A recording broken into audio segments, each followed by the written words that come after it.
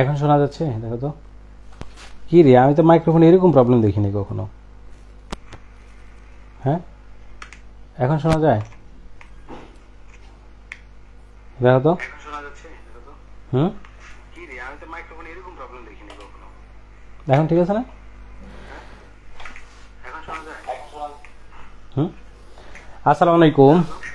প্রথমে দুঃখ প্রকাশ করছি আমাদের প্রথম লাইভটা কেটে যাওয়ার জন্য। আসলে মাইক্রোফোনে কি হলো জানি না। নর্মালি আমি কখনোই এরকম প্রবলেম ফেস করিনি লাইভ ক্লাসের সময়, আজকেই প্রথম। ওকে, তো আমরা আজকে কথা বলবো হচ্ছে বিসিএস মাস্টার প্ল্যানের 14তম ব্যাচের ওরিয়েন্টেশন ক্লাস নিয়ে।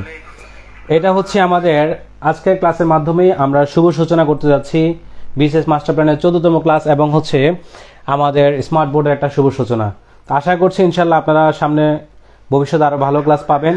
তো প্রথম কাজ, কে কোথা থেকে দেখছেন আর ভিডিওটা ক্লিয়ার কিনা এবং আমার কথাগুলো শোনা যাচ্ছে কিনা একটু কাইন্ডলি এনশিওর করবেন। হ্যাঁ, আর যারা 14তম ব্যাচের আছেন তারা একটু কাইন্ডলি কষ্ট করে কি করবেন, আপনার খাতা কলম নিয়ে বসে যান। ঠিক আছে, শোনা যাচ্ছে মনে হয়?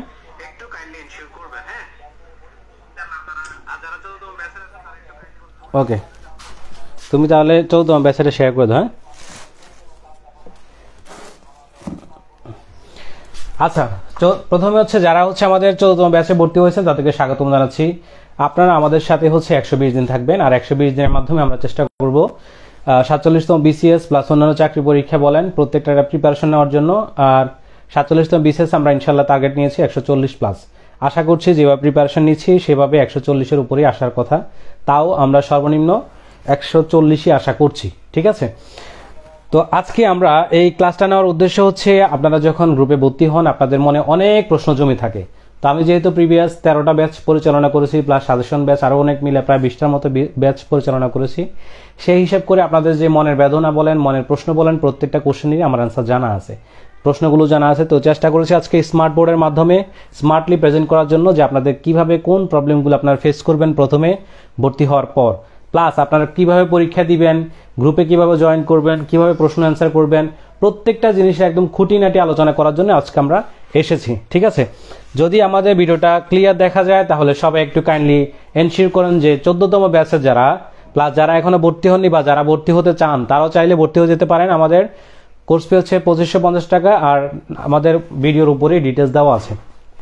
14তম ব্যাচের যারা আছেন তারা সবাই হাজির কিনা একটু জানান তো, একটু কষ্ট করে মেসেঞ্জার গ্রুপে শেয়ার করে দাও। হ্যাঁ, যারা 14তম ব্যাচের আছেন তারা হচ্ছে কাগজ কলম নিয়ে বসে যান। আমি আবারও বলছি, ক্লাসের পরে যদি কেউ প্রশ্ন করেন যে ভাই এটা কি ওইটা কি, আমি কোনো অ্যান্সার দিব না, কারণ আমি চেষ্টা করেছি সারাদিন আজকে আপনাদের কাজ করেছি, গতকালকেও কাজ করেছি, আজকেও কাজ করেছি, তারপর হচ্ছে জিনিসটা রেডি করা অনেক টাফ ছিল। আমি এখন পর্যন্ত 10টা মিনিটও ঘুমাই নেই। ঠিক আছে, সো আজকে চেষ্টা করবেন যে একদম টোটাল বুঝে নেওয়া। আমি একদম আগে দেখাতে পারতাম না যেহেতু আমাদের স্মার্ট বোর্ড ছিল না, যার কারণে আমরা কমেন্ট সেকশনে কিভাবে দেখাবো, এটা হোয়াইট বোর্ডে দেখানো যায় না। আসলে হোয়াইট বোর্ডে অনেক কিছু দেখানো যায় না। আজকে আমরা চেষ্টা করবো যে হোয়াইট বোর্ডের স্মার্ট বোর্ডের মাধ্যমে কিভাবে জমা দিবেন কি, আশা করছি আপনাদের মনের প্রত্যেকটা প্রশ্ন অ্যান্সারই পেয়ে যাবেন। তো 14তম ব্যাচের সবাই হাজির তো না, একটু কাইন্ডলি কমেন্ট সেকশনে বলেন। 14তম ব্যাচের যারা আছে শুধু 14তম ব্যাচ 14 লেখেন, অথবা 14 লেখেন, 14 যারা 14তম ব্যাচের আছে তারা 14 লেখেন, সবকিছু ক্লিয়ার থাকলে সি লেখেন। 14তম ব্যাচেরও জয়েন হয়েছে কিনা একটু দেখো।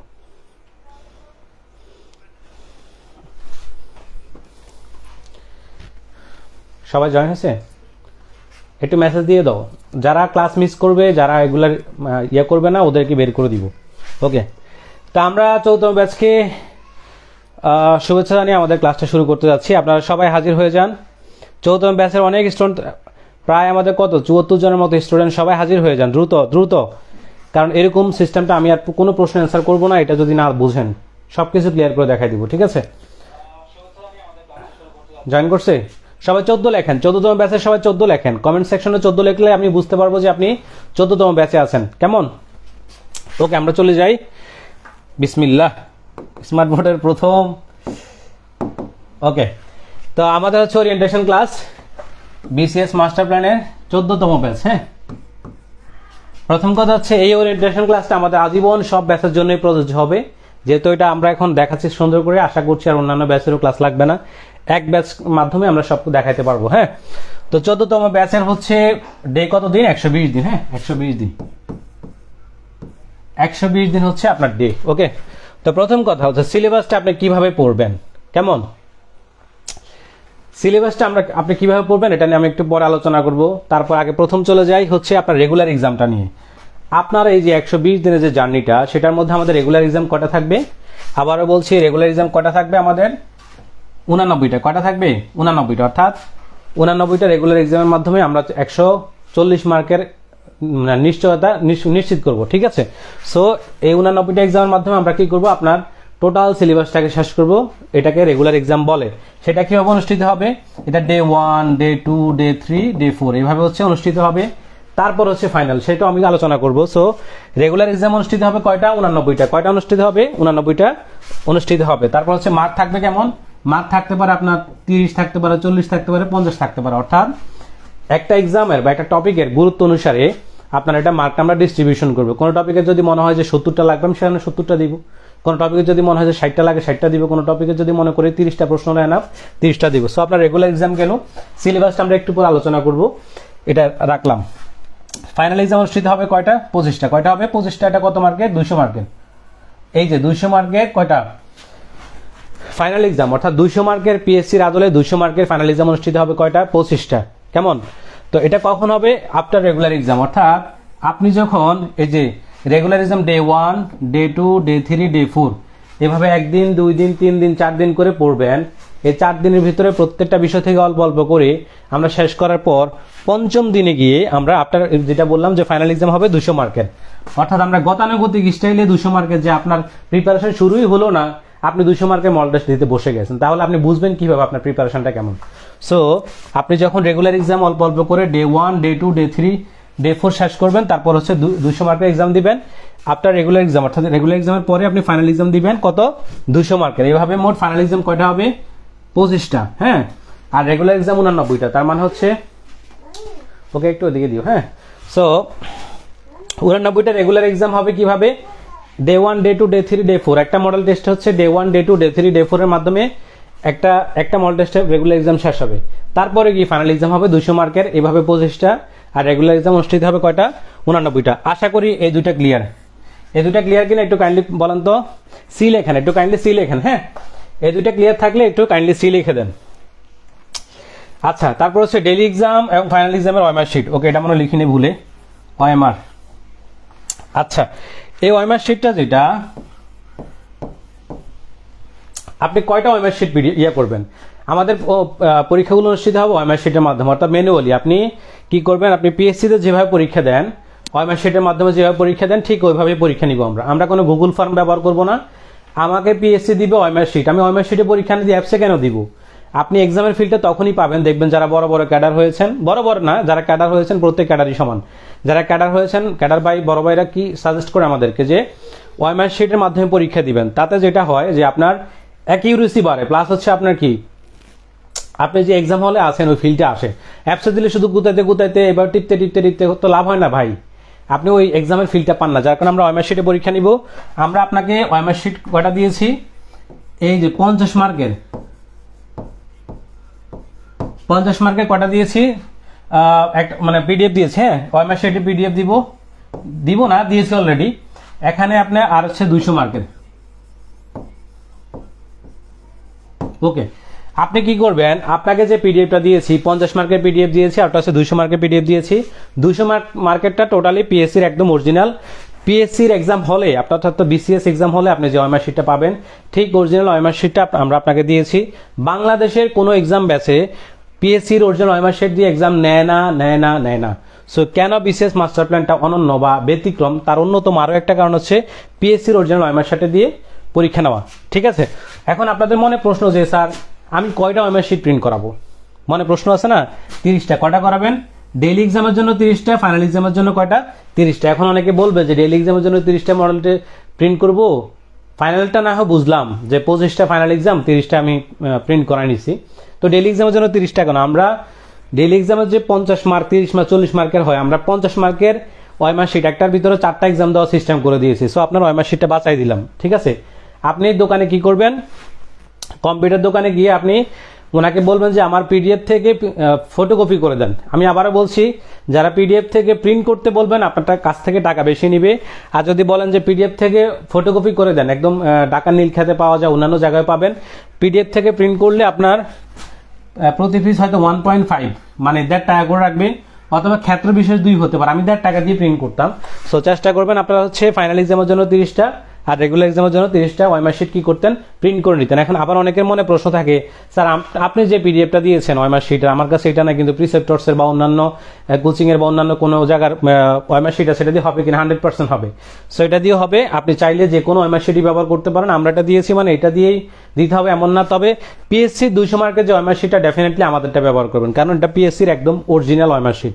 অন্যান্য মডেল টেস্টটা দিলে, অন্যান্য কোচিংয়ের এটা দিয়ে দিলে আপনার ভিতরে একটা মডেল টেস্টের ফিল আসবে না। যেহেতু পিএসসির একদম ওই ওয়াইমার শিটটা দিয়ে পরীক্ষা দিবেন, এক্সাম হলে গেলে মনে হবে রিয়াজ ভাইয়ের এক্সাম হলে আপনি এক্সামটা ব্যাচে পরীক্ষা দিচ্ছেন। সো আপনার একটা প্রেশার কমে যাবে। সো আমরা কি করব, ডেইলি এক্সাম এবং ফাইনাল এক্সামের জন্য ওয়াইমার শিট আমরা প্রিন্ট করে নিব 30টা 60টা করে, ঠিক আছে? এখানে তার বেশি টাকা খরচ হবে না। আবার অনেকে এইটাও প্রশ্ন করে থাকেন, যদি ওয়াইমার শিট আমার কাছে, আমার কাছে ওয়াইমার শিট আমি নাই, বা 2-3 দিন 3-4 দিন সময় লাগবে, আমি কি কাগজে দিতে পারবো কিনা? 100% পারবেন। আপনার কাছে হয়তো বাড়িতে আশেপাশে হয়তো কম্পিউটার দোকান নেই, তো আপনি কি পরীক্ষা দিবেন না? অবশ্যই পরীক্ষা দিবেন, কাগজে নাম্বারিং করে লিখে ফেলবেন। তবে আমি চেষ্টা করবেন যে খুব দ্রুত, যত দ্রুত সম্ভব ওয়াইমার শিটের পিডিএফগুলো যে প্রিন্টগুলো করে নিয়ে আসতে, ঠিক আছে? আশা করছি আমরা এটুকু পর্যন্ত ক্লিয়ার। ওকে, আচ্ছা তাহলে আমরা ওকে, তারপর হচ্ছে PDF book old or new. এখন অনেকের কথা, অনেকের প্রশ্ন থাকে যে ভাই পিডিএফ গুলো অর্থাৎ আমরা কি দিব, এক সেট বইয়ের পিডিএফ দিব। প্রথম কথা হচ্ছে আমরা এক সেট বইয়ের পিডিএফ দিব। এক সেট বই, যতগুলো বইয়ের কথা বলেছে, এক সেট বই, job solution, recent job solution, primary প্রশ্ন ব্যাংক, সবগুলা জিনিসের আমরা পিডিএফ দিব। এক সেট বইয়ের আপনি পিডিএফ পাবেন, পিডিএফ এক সেট আপনি ফ্রিতে পাবেন। কি পাবেন? ফ্রিতে পাবেন। অর্থাৎ এটা দিয়েছি মানে এই না যে আপনি বই কিনবেন না, আপনি অন্তত এক সেট পুরাতন হলেও বই কিনবেন। পিডিএফটা দেওয়ার কারণ হচ্ছে কেউ যদি অফিসে থাকেন বা দাওয়াতে থাকেন অথবা গাড়িতে বসে থাকেন, পিডিএফটা অন করে আপনি চাইলে একটু পড়তে পারবেন। শুধুমাত্র পিডিএফটা এই উদ্দেশ্যে দেওয়া, পিডিএফটা অন্য কোনো অসৎ উদ্দেশ্য আমাদের নেই। পিডিএফটা দিচ্ছি অনলি ফর কোনো জায়গায় যদি আপনি ছুটিতে যান, ঘুরতে যান, কিংবা কোনো বাড়িতে দাওয়াতে যান, বাসে থাকেন, যাতে ওই সময়টা কাজে লাগাতে পারেন, সেই জন্য পিডিএফটা দিয়েছি। আবার অনেকের প্রশ্ন থাকে, স্যার পিডিএফ থেকে কি পড়তে হবে নাকি আমি অন্য কোনো আমার বই থেকে পড়তে পারবো? ধরেন আমি যে কি বাংলাদেশের জন্য MP3 পড়ি, তা আমি কি পিডিএফ এর MP3 পড়তে হবে নাকি আমাকে হচ্ছে আমার কাছে বেসিক ভিউ আছে বা এটাকে কি বলে প্রফেসরসের আছে বা অন্যান্য আপনার মনে করেন যে বই আছে, ওইটা দিয়ে হবে কিনা? 100% হবে। আপনি আমরা যে বইটা সিলেক্ট করেছি তার মানে এইটা পড়লেই পাস করবেন আর অন্য কোনো বই পড়লে পাস করবেন না এমনটা কিন্তু না। আপনি যে কোনো বই থেকে পড়তে পারবেন, টপিক মিলিয়ে পড়বেন, ঠিক আছে? সো আপনি হচ্ছে এক সেট বইয়ের পিডিএফ পাবেন। এখন পিডিএফটা কই পাবেন? টেলিগ্রাম গ্রুপে। আমরা একটা টেলিগ্রাম গ্রুপ খুলেছি আজকে, এবারই প্রথম টেলিগ্রাম গ্রুপ খুলেছি, সেখানে আমরা প্রত্যেকটা বইয়ের পিডিএফ দিয়েছি। আপনারা আমাদের টেলিগ্রাম গ্রুপে যখন জয়েন করে ফেলবেন, এটা যারা ব্যাচে ভর্তি হয়েছেন তাদের সিক্রেট গ্রুপে, টেলিগ্রাম গ্রুপে যখন জয়েন হবেন তখন ওই জায়গায় প্রত্যেকটা পিডিএফ পাবেন। 1-2টা ক্লিকে আপনি বইগুলো ডাউনলোড করে নিতে পারবেন, ঠিক আছে? তারপর হচ্ছে যারা মনে করেন টেলিগ্রাম গ্রুপে জয়েন নাই, যে আমি এমনি ডাউনলোড করতে পারবো কিনা, এমনি নর্মালি কিভাবে একটা বই পিডিএফ ডাউনলোড করতে হয় সেটারও আমরা ভিডিও আপনাকে দিয়ে দিয়েছি। আপনার মেসেঞ্জার চেক করলে দেখবেন যে এই ভিডিওটা দেওয়া আছে, ভিডিওটা দেখলে পিডিএফ কিভাবে ডাউনলোড করতে হয় এটা জানবেন না, অথবা টেলিগ্রাম গ্রুপে যদি আপনি জয়েন করে ফেলেন অটোমেটিক ডাউনলোড করতে পারবেন ক্লিক করলে। ওকে, এখন অনেকের মনে প্রশ্ন আছে যে স্যার নতুন বই কিনবো নাকি পুরাতন বই কিনবো, নাকি আমার কাছে তো এক সেট বই আছে, আপনার কাছে যেহেতু ভর্তি হচ্ছে আমি আরেকটা সেট বই কিনবো কিনা? না, আপনার কাছে যদি এক সেট বই থাকে না, আপনার কাছে যদি পুরাতন এক সেট বই থাকে, আমার কাছে যে বইটা আছে তো 2021 সালের, 21 সাল বা 22 সালের 41তম বিসিএসের সময়, তো ওই এডিশন দিয়ে তো আমি পড়তেছি, বারবার তো কোয়ালিফাই করতেছি প্রিলিতে। সো আপনার কাছে এক সেট বই থাকলে আপনি এনাফ, যে কোনো কোম্পানির যে কোনো প্রকাশনীর বই থাকে এক্সট্রা সেট বই রাখবেন, এটা নতুন হোক পুরাতন হোক, বারবার কেনার দরকার নেই। আমার কাছে ভর্তি হলেও আপনার আগে যেটা আছে ওটা দিয়ে চালাই দিবেন। আর যদি বলেন যে আমার কাছে কোনো বইয়ে নাই, শুধু পিডিএফ না, শুধু পিডিএফ থেকে পড়বেন কিন্তু আপনি ওই দাগিয়ে পড়ার একটা যে বিষয়টা, এটা হবে না। সো পিডিএফ ব্যবহার করবেন যাতায়াতে, ছুটি টুটি থাকলে বা বিভিন্ন কারণে, কিন্তু অন্তত পুরাতন হলে এক সেট কিনে নেবেন। নীলক্ষেতের মাঝখানে পুরাতন বইয়ের দোকানে পাওয়া যায়, অল্প দামে পুরাতন হলেও এক সেট বই কিনে নেবেন। আজকে মেসেঞ্জার গ্রুপে, আমাদের 14তম ব্যাচের গ্রুপে একটা কথা প্রশ্ন করেছিল যে আচ্ছা ভাই, এবার যে গভর্নমেন্ট চেঞ্জ হলো আমাদেরকে কোনো বই নতুন কিনতে হবে কিনা? সিলেবাস তো এখনো চেঞ্জ হয় নাই, যেহেতু 47তম প্রিলিমিনারিতে এখনো কোনো সিলেবাস চেঞ্জ হয় না, সো কোনো বই নতুন করে কেনার দরকার নাই। অনেকে বলে জি কি বাংলাদেশ, জি কি ইন্টারন্যাশনাল বই কিনবো কিনা, এটা চাইলে ফাইন্যান্সিয়াল যদি কোনো সমস্যা না থাকে তাহলে একটা জিকে বাংলাদেশ জিকে ইন্টারন্যাশনাল বই কিনতে পারেন, জিকে বইটা আপডেট কিনতে পারলে ভালো। তবে আপনার যদি অর্থনৈতিক সমস্যা থাকে তাহলে না কিনলেও চলবে, কারণ আপনি সাম্প্রতিকে যে আপডেট তথ্যগুলো এগুলো সাম্প্রতিক বইতেই পাওয়া যায়। সো খুব বেশি এটা আপডেট হওয়ার কিছু না, আগের বই দিয়ে পড়তে পারবেন। যা সাম্প্রতিক বই যখন পড়বেন তখন ওইটা আপডেট করে নিলে চলবে। আশা করি যে আপনার এটা নিয়ে নার্ভাস হওয়ার দরকার না, আবার নতুন করে জিকে বাংলা জিকে ইন্টারন্যাশনাল কিনতে হবে কিনা। তবে জিকের বই আপডেট কিনতে পারলে ভালো, বাট নর্মাল আমি কিনি আমিও কিনবো না, ঠিক আছে। আমি ওই সাম্প্রতিক যখন পড়বো তখন ওইটার দিক থেকে আপডেট হয়ে যাবে অটোমেটিক, নতুন করে বই কেনার প্রয়োজন আমি মনে করি না। তাও যদি মন চায় জিকে বাংলা জিকে ইন্টারন্যাশনালটা আপডেট নিতে পারেন, আর সাম্প্রতিকের বই নতুন নেবেন, ঠিক আছে। সো এটা ছিল বইয়ের কথা। টাইম আপনার দ্রুত চলে যায়, লং টাইম হয়ে যাচ্ছে। হ্যাঁ, প্রশ্ন আপলোড হবে রাত 8টা বাজে, আর আপনি পরীক্ষা দিতে পারবেন, পরীক্ষা দিতে পারবেন কখন থেকে? রাত 8টা থেকে রাত 2টা থেকে 3টা, অর্থাৎ এই সময়ের মধ্যে আপনি 8টা বাজে প্রশ্ন আপলোড হবে, আর আপনি পরীক্ষা দিতে পারবেন 8টা থেকে রাতের 2টা বা 3টা পর্যন্ত। ধরে নিলাম 3টা পর্যন্ত মনে করেন পরীক্ষা দিতে পারবেন, 2টা বা 3টা পর্যন্ত পরীক্ষা দিতে পারবেন, এরপর আর পরীক্ষা দিতে পারবেন না, ঠিক আছে। এরপরে গ্রুপে প্রশ্নও থাকবে না, সিলেবাসও থাকবে না, এগুলো ডিলিট করে দেওয়া হবে, কারণ এগুলো থাকলে আপনারাও ঘুমাবেন, এগুলো ঘুমাবে। সো আপনি পরীক্ষা দিতে পারবেন কয়টা থেকে? 8টা থেকে 2টা থেকে 8টা থেকে রাতে 2টা বা 3টা পর্যন্ত। এতক্ষণ পর্যন্ত ক্লিয়ার কিনা একটু কাইন্ডলি লেখেন তো, সি লেখেন, একটু কাইন্ডলি কমেন্ট করে সি লেখেন, সি লেখেন তো, একটু সি লেখেন। হ্যাঁ,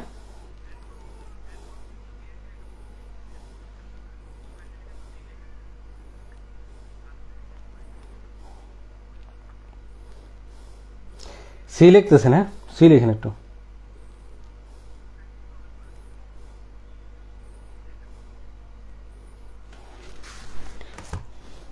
একটু সি লেখেন, আমি একটু চেক করি। হ্যাঁ,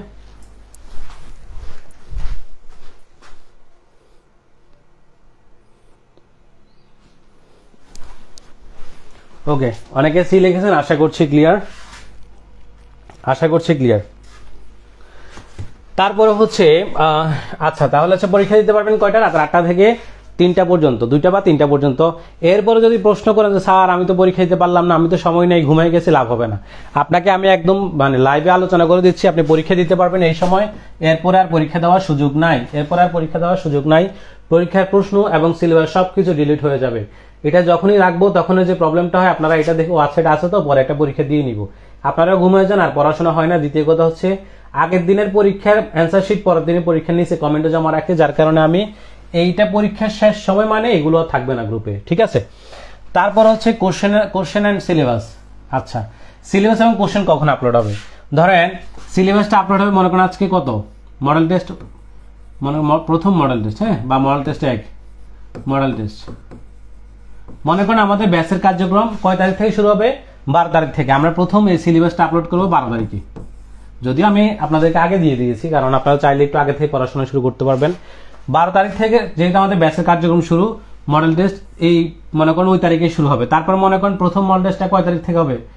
12 তারিখ যদি রেগুলার এক্সাম প্রথম হয়, তাহলে 12, 13, 14, 15, 16, ফাইনাল হবে 16 তারিখ। তাহলে 16 তারিখ যদি ফাইনাল মানে মডেল টেস্ট 1 ফাইনাল হয়, ফাইনাল 1 নম্বরটা হয়, তাহলে এই 16 তারিখেই আবার একটা সিলেবাস আপলোড হবে। অর্থাৎ আমি সহজ কথা বলে দিই, যে দিন একটা ফাইনাল এক্সাম শেষ হবে, মনে করেন আজকে একটা ফাইনাল এক্সাম আছে 200 মার্কের, ওই দিনই আবার আরেকটা নতুন ফাইনাল আরেকটা মডেল টেস্ট। মনে করেন আজকে হচ্ছে মডেল টেস্ট 1 ফাইনাল এক্সাম, তার মানে আমি আজকে 2 নম্বর মডেল টেস্টের সিলেবাসটা আপলোড করব, কেমন? সো এটা হচ্ছে সিলেবাস আপলোডের কথা। আর কোশ্চেন আপলোড হবে কয়টা? কোশ্চেন এবং অ্যান্সার। কোশ্চেন আপলোড হবে হচ্ছে কয়টায়? কোশ্চেন আপলোড হবে হচ্ছে রাতের কয়টা? 8টা বাজে। অ্যান্সার আপলোড হবে 9টা বাজে। এটা হচ্ছে অ্যান্সার। অর্থাৎ সব সময় আপনার কোশ্চেন আপলোড হবে রাতের 8টা বাজে, আর অ্যান্সার আপলোড হবে রাতের 9টা বাজে। রেগুলার এক্সামের কথা, ফাইনাল এক্সামের কোশ্চেন অ্যান্সার হবে 8টা বাজে, ঠিক আছে, আর ফাইনাল এক্সামের অ্যান্সার আপলোড হবে 9:30টায়। অর্থাৎ 8টা বাজে কোশ্চেন আপলোড হবে, অ্যান্সার আপলোড হবে 9টা বাজে। আর ফাইনাল এক্সাম যেহেতু 1.5 ঘন্টা একটা আমরা সময় দিই, 2 ঘন্টা দেয় না, 1.5 ঘন্টা দেয়, যার কারণে 8টা বাজে প্রশ্ন আপলোড হলে অ্যান্সার আপলোড হয় 9:30টায়। এখন অনেকের মনে প্রশ্ন আসবে, আচ্ছা ভাই যদি আপনি 9টা বাজে প্রশ্ন আপলোড দিয়ে দেন, অনেকেও দেখে অ্যান্সার করে ফেলবে। ভাই আপনি তো বাচ্চা না, তাই না? আপনি কি বাচ্চা? আপনাকে এখন কি মনে করেন দুধের শিশু যে আপনার হচ্ছে মানে আপনাকে ধরে ধরে ইয়ে করতে হবে? আমরা আমাদের ভালো মন্দটা বুঝি, কেমন? আমরা আমাদের ভালো মন্দটা বুঝি, সো আমরা কখনোই নিজের ক্ষতি করব না। কি করব না? আমরা কখনোই কি করবো না, নিজের ক্ষতি করবো না। সো আপনারা কি করবেন, ধরেন আপনি 8টা বাজে পরীক্ষা দিতে আসছেন, 8টা বাজে পরীক্ষা দিয়ে 9টা বাজে আবার ঢুকে অ্যান্সারটা মিলাবেন, অথবা আপনি 12টা বাজে যদি পরীক্ষা দেন তাহলে 12টাতেই সিক্রেট গ্রুপে ঢুকবেন, প্রশ্ন দেখার দরকার নাই। এটার আমানত আপনার নিজের কাছে, আপনি তো আর বাচ্চা লেভেলে না যে আপনাকে ধরে ধরে চুরি করবেন কিনা চেক করতে হবে। আপনি ফাঁকিবাজি করে পরীক্ষা দিলে তো ভাই আপনার ক্ষতি। নর্মালি অনার্স মাস্টার্সের মানে পাশ করে একটা পোলাপাইন কখনোই কাজটা করে না। ঠিক যখন সে পরীক্ষা দিতে ঢোকে সে প্রশ্ন দেখে, পরীক্ষা দেয়, তারপর অ্যান্সারটা মিলায়। তো পরীক্ষা দিবেন, আপনার পরীক্ষা দিবেন, তারপর পরীক্ষা দেওয়ার পর অ্যান্সারটা মিলাবেন, সেটাও আমরা বলবো কিভাবে অ্যান্সার মিলাবেন, ঠিক আছে। সো আশা করছি আপনাদের প্রশ্ন কয়টা বাজে আপলোড হবে, 8টা বাজে, রাতের 9টা বাজে অ্যান্সার আপলোড হবে রেগুলার এক্সাম, আর ফাইনাল এক্সামের ক্ষেত্রে 9:30টাতে অ্যান্সার আপলোড হবে। এইটুক পর্যন্ত ক্লিয়ার। ও সরি, 13 তারিখ থেকে এক্সাম শুরু, হ্যাঁ 13 তারিখ থেকে এক্সাম শুরু। সাম্প্রতিক জন্য কোন বই কিনবো একটু বলবেন। আচ্ছা, সাম্প্রতিকের জন্য আলাল ভাইয়ের সাম্প্রতিক বই আছে, এটা কিনতে পারেন। রিসেন্ট সবসময় তো আপনার প্রফেসরসে কারেন্ট অ্যাফেয়ার্সটা রাখবেনই, আর আলাল ভাইয়ের সাম্প্রতিক বই আছে, এটা কিনতে পারেন। মেহের সাম্প্রতিক বই আছে, এটা আবার আসাদ সিরিজের দেখলাম যে সাম্প্রতিক এমসিকিউ আকারে বের হয়ে এগুলো কিনতে পারেন। সো এটা যখন সাম্প্রতিক যখন আমাদের আমি এটা আমার পেইড ব্যাচে বলে দিব যে কোনটা নেবেন, এগুলো কয়েকটা বইয়ের মধ্যে যে কোনো একটা নিলেই চলবে, ঠিক আছে।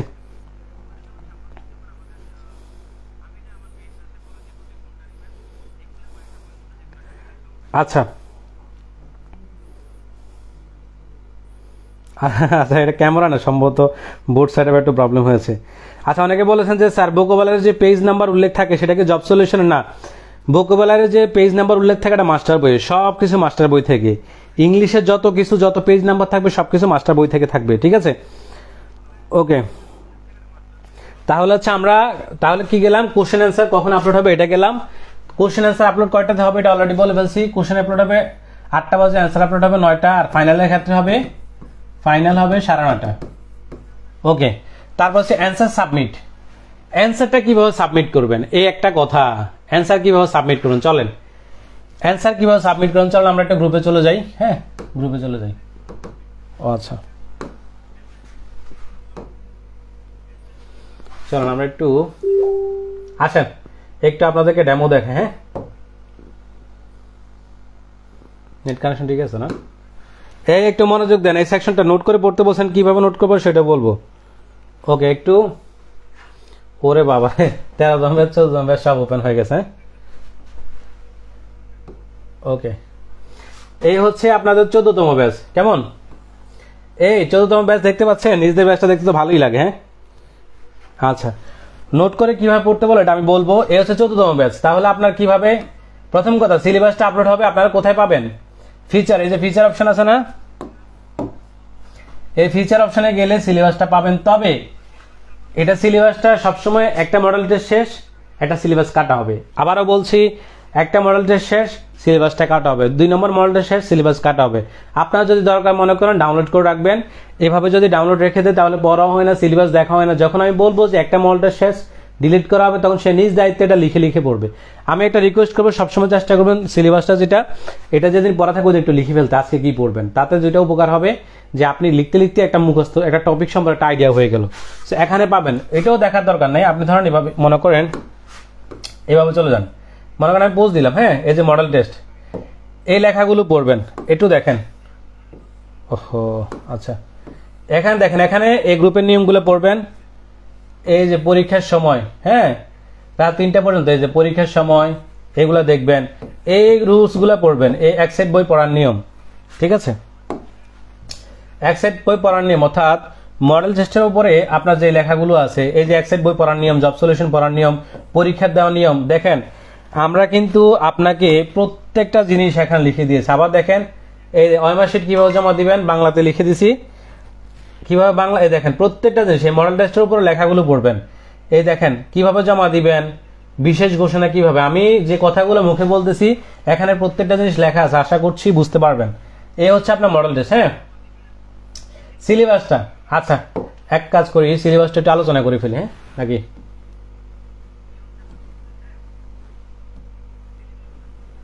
সিলেবাসটা দেখা যায়?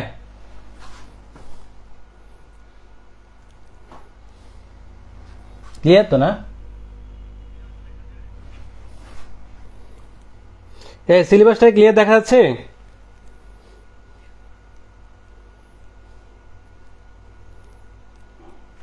আচ্ছা, সিলেবাস পড়ার ক্ষেত্রে কি করবেন, আজকে আমাদের হচ্ছে ডে 1, হ্যাঁ ওকে, এই হচ্ছে ডে 1, অর্থাৎ এই ডে 1 মানে হচ্ছে রেগুলার এক্সাম 1। এই ডে 1 মানে হচ্ছে কি রেগুলার এক্সাম 1, বুঝতে পারছেন? ডে 1 মানে হচ্ছে রেগুলার এক্সাম 1, ডে 1 মানে হচ্ছে রেগুলার এক্সাম 1। তাহলে মনে করেন আজকে আমাদের ডে 1 এর পরীক্ষা অনুষ্ঠিত হবে মনে করেন, তাহলে আজকে আপনি কি পড়বেন সারাদিন? দেখেন কি সুন্দর করে দেখেন, বাংলাদেশ বিষয়াবলী, বিষয়ের নাম, টপিকের নাম কি? বাংলাদেশের ইতিহাস। এখানে টপিকের নামগুলো উল্লেখ করছে, দেখেন 100% করা আছে। তাহলে এটা দেখেন ব্যাচে প্রদত্ত পিডিএফ নাম্বার, এই যে এই টপিকটা আছে বাংলাদেশের ইতিহাস, বাংলাদেশের ইতিহাসে ব্যাচের আমরা যে পিডিএফটা দিয়েছি এটা পৃষ্ঠা নাম্বার, আমরা যে পিডিএফটা দিয়েছি পৃষ্ঠা নাম্বার হচ্ছে এই টপিকটা, এই পৃষ্ঠাতে গেলে পাবেন। তারপর হচ্ছে আপনি জিকে বাংলাদেশ বিষয়াবলীর এই টপিকটা পড়লে আজকে আপনি পড়লেন, কত মার্ক আসতে পারে? 3 থেকে 4 মার্ক আসতে পারে। কত মার্ক আসতে পারে? 3 থেকে, অর্থাৎ আপনি কিন্তু আগে জানতেন না যে এই টপিকটা পড়লে এই প্রাচীন যুগে বাংলার ইতিহাস, হ্যাঁ এই টপিকগুলো পড়লে আপনি কত মার্ক পাবেন? 3 থেকে 4 মার্ক পাবেন। কত মার্ক পাবেন? 3 থেকে 4 মার্ক পাবেন। তারপর হচ্ছে এটা কত মার্ক আসতে পারে? কেমন? বাংলাদেশের এরকম সিলেবাস এখন পর্যন্ত বাংলাদেশে কোথাও নাই। আমি আবারও বলছি, বাংলাদেশে এরকম সিলেবাস কোথাও নাই যে এরকম যে কত মার্ক আসবে এটা দেখা। তারপর হচ্ছে কি বিগত সাল পড়বেন নাকি ডিটেলস পড়বেন? দেখেন আপনি যখন পড়তে বসছেন যে এত বড় একটা টপিক 1 থেকে 21 পৃষ্ঠাটাকে পুরোটাই পড়তে হবে না। দেখেন এই টপিক থেকে নরমালি বিগত সাল থেকেই প্রশ্ন কমন আসে, তবে একটা প্রশ্নে একটু কঠিন আসতে পারে, তাই বিস্তারিত পড়লে ভালো হয়। এর মানে হচ্ছে আপনি ধরেন 3 থেকে 4টা প্রশ্ন যদি আসে, এর মধ্যে একটা প্রশ্ন একটু কঠিন আসে, মানে ভিতর থেকে আসে, বাকি সবগুলোই বিগত। এখন যে মনে করবেন যে আমার ভাই একটা দরকার নেই, আমি বিগত পড়েই বাকিগুলো কমন নিয়ে নিব, তার মানে হচ্ছে আপনার পড়া কিন্তু কমে গেল, আপনার কিন্তু বাড়তি পড়তে হলো না, ঠিক আছে? আবার যদি মনে করেন আরে ভাই মেয়েদের মতো আমার 3-4 মার্ক লাগবেই, সবই লাগবে, তাহলে 1 থেকে 21 পৃষ্ঠা বিস্তারিত পড়বেন। আর যদি মনে করেন না একটা প্রশ্ন কঠিন হলে যাজ্ঞা 3-4 এর মধ্যে যদি 3 পাই আলহামদুলিল্লাহ, খারাপ নাই, তার মানে আপনি বিগত পড়লেই চলবে। তারপর হচ্ছে এটা কি রিটেনে কমন আসবে কিনা। আবার দেখেন কেন আমাদের সিলেবাসটা সেরা, এরকম সিলেবাস কি ভাই কখনো দেখছেন বাংলাদেশে কোথাও আছে? প্রাচীন জনপদ, দেখেন আপনি রিটেন সম্পর্কে আইডিয়া দিচ্ছি, আমরা রিটেন সম্পর্কেও আইডিয়া দিচ্ছি যে প্রাচীন জনপদ টপিকটা রিটেনে আসে, তাই একটু ভালো করে পড়বেন। তার মানে আপনি রিটেনের জন্য প্রাচীন জনপদ টপিকটা কি করবেন? একটু ভালো করে পড়বেন। তখন দেখা গেল কি আপনি জিকে বাংলাদেশে একটা টপিক পড়তে এসে আমি আপনাকে টপিক নাম্বার উল্লেখ করলাম, পেজ নাম্বার উল্লেখ করলাম, কত মার্ক পাচ্ছেন সেটা উল্লেখ করলাম, এটা বিগত পড়বেন নাকি ডিটেলস পড়বেন সেটা উল্লেখ করলাম, তারপর হচ্ছে এটা কি রিটেনে কাজে আসবে কিনা সেটা উল্লেখ করলাম। বলেন তো বাংলাদেশে এরকম কোন সিলেবাস এখন পর্যন্ত আবিষ্কার করতে পারছে কিনা? পারছে কি? এটা কি ব্যতিক্রম কিনা একটু বলেন তো কাইন্ডলি। এই পাম মানে এটাকে কি বলে? মানে আমরা এলাকা ভাষায় পাম দেওয়া, পাম না, মানে বাস্তবেই বলেন এরকম সিলেবাস আছে কিনা কোথাও এখন পর্যন্ত দেখছেন আপনারা এই সিলেবাসটা? বলেন তো। আপনি পড়তে বসলে আপনি পড়া কমাই দিচ্ছেন, এই সিলেবাস কিভাবে পড়বেন এটা বলে দিচ্ছি। প্রথম টপিক সিলেবাসটা কিভাবে পড়বেন, এটা ব্যতিক্রম না একটু বলেন তো। ঘুমায় পড়ছেন? কিভাবে পড়তে হবে এভাবে পড়বেন, ব্যতিক্রম না। ব্যতিক্রম হলে ব লেখেন, ব অথবা বি লেখেন, ব্যতিক্রম তো না। ওকে, তাহলে হচ্ছে মনে করেন ওকে আমরা এবার দেখেন এই যে নৈতিকতা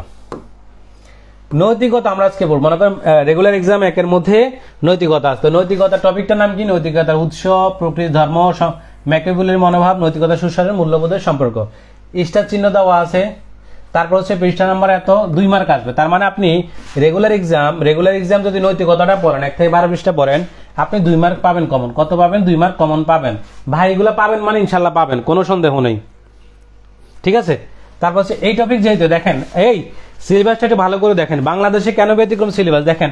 এই টপিক থেকে যেহেতু প্রশ্ন আসবেই, তাই বিরক্ত লাগলেও বুঝে বুঝে অন্তত একবার পড়তে হবে। দেখেন তো এই টপিকটা পড়তে পড়তে বিরক্ত লাগবে, এটা আমি বুঝি, যার কারণে আমি মেনশন করছি যে এই টপিকটা পড়তে যেহেতু একটু বিরক্ত লাগবেই, আর প্রশ্ন যেহেতু আসবে অন্তত একবার রিডিং দিবেন। অনুশীলনীর প্রশ্ন বেশি করে পড়বেন, বিগত বা সহজ একটি প্রশ্ন আসবে, অন্যটা একটু কঠিন আসবে, তাই মাথা ঠান্ডা করে উত্তর দিতে হবে। তার মানে আমি আপনাকে বললাম যে নৈতিকতা যে টপিকটা রেগুলার এক্সামে আছে সেটা আপনি পড়তে গেলে একটু বিরক্ত লাগবে, কিন্তু প্রশ্ন যেহেতু আসবেই তাই সেটা একবার ভিতর থেকে একবার রিডিং দিবেন বুঝে শুনে। একটা সহজ আসবে আর একটা একটু কঠিন আসবে, সেটা অনুশীলনী প্রশ্নগুলো ভালো করে পড়বেন। দেখেন তো ইনস্ট্রাকশনটাকে কত সহজ করে দেওয়া না, আপনার পড়াটাকে কত সহজ করে দিল। যেটা থেকে প্রশ্ন যেহেতু আসবে কিভাবে পড়বেন তাও ইনস্ট্রাকশন দেওয়া আছে। আর রিটেনে কি হয়েছে, আসবে না, রিটেনে আসবে না, টপিক নাম তো উপরে, এই জন্য আমি আর দেখাচ্ছি না, মানে নিচে নিচে আসতেছি। তারপর দেখেন বাংলা ব্যাকরণ, বাংলা ভাষার উদ্ভব ক্রম বিকাশ, এই টপিকটা পৃষ্ঠা নাম্বার এত, মাঝে মাঝে আসতে পারে, অর্থাৎ বাংলা ভাষার উদ্ভব ক্রম বিকাশ যে টপিকটা আছে এটা থেকে সবসময় আসে না, মাঝে মাঝে আসতে পারে, মানে মাঝে মাঝে আসে, মাঝে মাঝে আসে না। শুধু বিগত সাল পড়লেই যদি কমন আসে বিগত থেকে আসবে, অর্থাৎ শুধু বিগত সাল পড়বেন, এই টপিকটা থেকে শুধু বিগত সাল পড়বেন, কমন আসলে বিগত থেকেই আসবে, ঠিক আছে, কমন আসলে বিগত থেকে আসবে। আর রিটেন এটা কি হবে না, আসবে না, রিটেন এটা কি হবে না, আসবে না। তার মানে আমরা বুঝতে পারলাম যে বাংলা ব্যাকরণের টপিকটা খুব বেশি গুরুত্বপূর্ণ না, গুরুত্বপূর্ণ হলে মানে মাঝে মাঝে আসবে, বিগত পড়লেই কি হয়, কমন আসবে, ডিটেলস পড়ার দরকার নাই। তারপর ইংলিশ লিটারেচার 40 থেকে 45তম বিসিএস এর প্রশ্ন ব্যাখ্যা সহকারে পড়বেন, যে কোনো বই থেকে পড়লে হবে, পৃষ্ঠা নাম্বার আছে। এই 40 থেকে 35 পর্যন্ত পড়লে কমপক্ষে 1 থেকে 2টা মার্ক আপনি কমন পাবেন ইনশাল্লাহ, 1 থেকে 2 মার্ক আসবেই, আসবেই, আসবেই মানে হচ্ছে কি আসবেই, আমি দুইভাবে উল্লেখ করবো, এটা হচ্ছে আসবে, আসবে, আসতে পারে, আসতে পারে, আরটা হচ্ছে আসবেই। সো আসতে পারে মানে হচ্ছে আসতে পারে, নাও আসতে পারে, আসবে মানে ম্যাক্সিমাম সময় আসে, আর আসবেই মানে আসবেই, কোনো সন্দেহ নাই। তারপর হচ্ছে এটা কি করবেন, এটা পড়বেন কিভাবে, 40তম থেকে 35তম ইংলিশ লিটারেচার যে প্রিলির প্রশ্নটা ব্যাখ্যা সহকারে পড়বেন, যে কোনো বই থেকে পড়লে হবে, রিটেনে কি হবে না, আসবে না। তার মানে আমরা জানতে পারলাম যে ইংলিশ লিটারেচার রিটেনে আসে না, ইংলিশ লিটারেচার রিটেনে আসে না। তারপর হচ্ছে ভোকাবুলারি, যেটা অ্যান্টোনিয়াম, অ্যান্টোনিয়াম কোথা থেকে পড়বেন, 813 থেকে 815 নম্বর পৃষ্ঠা, কোন বই থেকে, মাস্টার বই থেকে, ইংলিশের যত বড় আছে সব মাস্টার বই থেকে পড়বেন। আর OnePlus-এর যে ভোকাব বইটা আছে এটা কিনে নেবেন, এটা ব্যাংকের জন্য পড়বেন, ঠিক আছে। তো যেহেতু ওইটা বইটা সবার কাছে থাকে না, আমরা মাস্টার বইটা ম্যাক্সিমামের কাছে থাকে, আমরা মাস্টার থেকে এটা পড়ি, ঠিক আছে। সো আমরা হচ্ছে অ্যান্টোনিয়ামটা পড়বো এত নম্বর পৃষ্ঠা থেকে, মাস্টার বইয়ের PDF থেকে। 1, 2, 3 আসবেই। অনেকের মনে প্রশ্ন, এই 2 পৃষ্ঠা পড়ে 1, 2, 3 আসবে না, সম্পূর্ণ টপিক শেষ হলে 1, 2, 3 মার্ক আসবেই। প্রতি মডেল টেস্টে অল্প অল্প করে থাকবে, একদম নতুন হলে শুধু বিগত পড়বেন, অর্থাৎ আপনি যদি আজকে একদম নতুন হন, একদম যদি নতুন আজকেই হন, তাহলে আপনি শুধু অল্প অল্প করে বিগত সাল পড়বেন, আর যদি একটু পুরাতন হন বিগত সালের সাথে একটু ভিতরেও পড়বেন, ঠিক আছে। তাহলে সম্পূর্ণ টপিক যখন অ্যান্টোনিয়ামে শেষ হবে 1 মার্ক 2 মার্ক কিংবা 3 মার্কও আসার পসিবিলিটি আছে, এটা জাস্ট পিএসসি যখন মাথা যেমন থাকে। আর রিটেনে আসলে, রিটেনে আপনি অ্যান্টোনিয়াম ছাড়া ফ্রি হ্যান্ড অনুবাদ বা প্যাসেজ কোনো কি করবে, কল্পনা করতে পারবেন না, অর্থাৎ আচ্ছা, তার মানে হচ্ছে আপনি এটা রিটেনে কি লিখলাম, যদি আপনি অ্যান্টোনিয়াম ছাড়া ফ্রি হ্যান্ড বলেন, অনুবাদ বলেন, হ্যাঁ, প্যাসেজ বুঝা বলেন, কোনো কিছু কল্পনা করতে পারবেন না। তার মানে হচ্ছে আপনার অ্যান্টোনিয়ামটা কি লাগবে, এটা পড়া লাগবে, এই ইংলিশ ভোকাব না জানলে সে ভালো করতে পারবে না। সো আমরা দেখাচ্ছিলাম, দেখেন তো সিলেবাসটা বুঝতে পারছেন কিনা, সিলেবাস কিভাবে পড়বেন, এই বুঝতে পারছেন, সি লেখেন, একটু সি লেখেন, সিলেবাসটা কিভাবে পড়বেন, আবারও বলছি সিলেবাসটা কিভাবে পড়বেন। সিলেবাসটা যখন নেবেন, প্রথম দেখবেন টপিকে যাবেন, তারপর পৃষ্ঠা নাম্বার, যদি আপনার বই থাকে পৃষ্ঠা নাম্বার যাওয়ার দরকার নাই, টপিকটা দেখবেন, কত মার্ক আসবে এটা দেখবেন ভালো করে, বিগত নাকি ডিটেলস পড়বেন, এটা বিগত নাকি ডিটেলস পড়বেন, এটা পড়বেন। যদি বিগত বলি শুধু বিগত পড়বেন, যদি বিগত বলি শুধু বিগত পড়বেন, বিস্তারিত বললে বিস্তারিত পড়বেন, বিস্তারিত বললে বিস্তারিত পড়বেন। রিটেনে যদি আসার কথা বলি তাহলে চেষ্টা করবেন একটু রিটেনের জন্য পড়ে নিতে, রিটেনে যদি বলি আসার কথা তাহলে যদি সম্ভব হয় রিটেনের জন্য একটু পড়ে নিবা, যদি একদম নতুন হন তাহলে পড়ার দরকার নাই। সিলেবাসটা কিভাবে পড়তে হবে এটা ক্লিয়ার কিনা একটু কাইন্ডলি আমাকে বলেন। আবারও বলছি, সিলেবাসটা বুঝলে আপনার পড়া অর্ধেক কমে যাবে, আর যে সিলেবাস বুঝবে না সে পড়া পুরা মোটা হয়ে যাবে বই। সিলেবাস ক্লিয়ার হলে সি লেখেন, সিলেবাস ক্লিয়ার হলে সি লেখেন, সি লেখেন।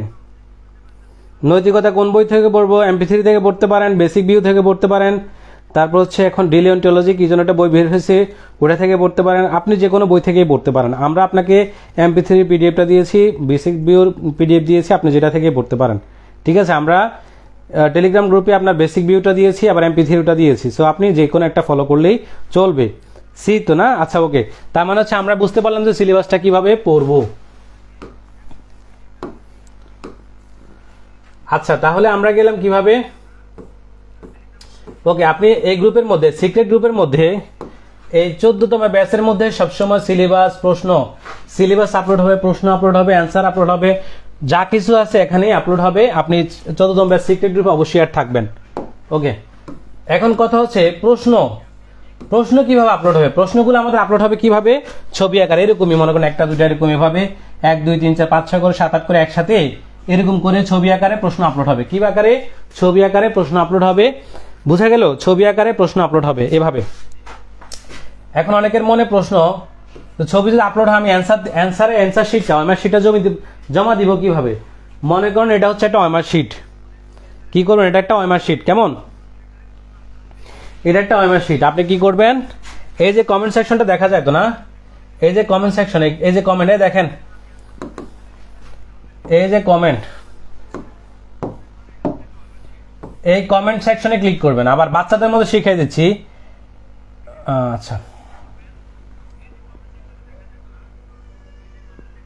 আচ্ছা আপনারা কি করবেন, এই কমেন্ট সেকশনে ক্লিক করবেন, ক্লিক করার পরে এরকম লেখা আসবে, এরকম লেখা আসবে, এরকম লেখা আসবে।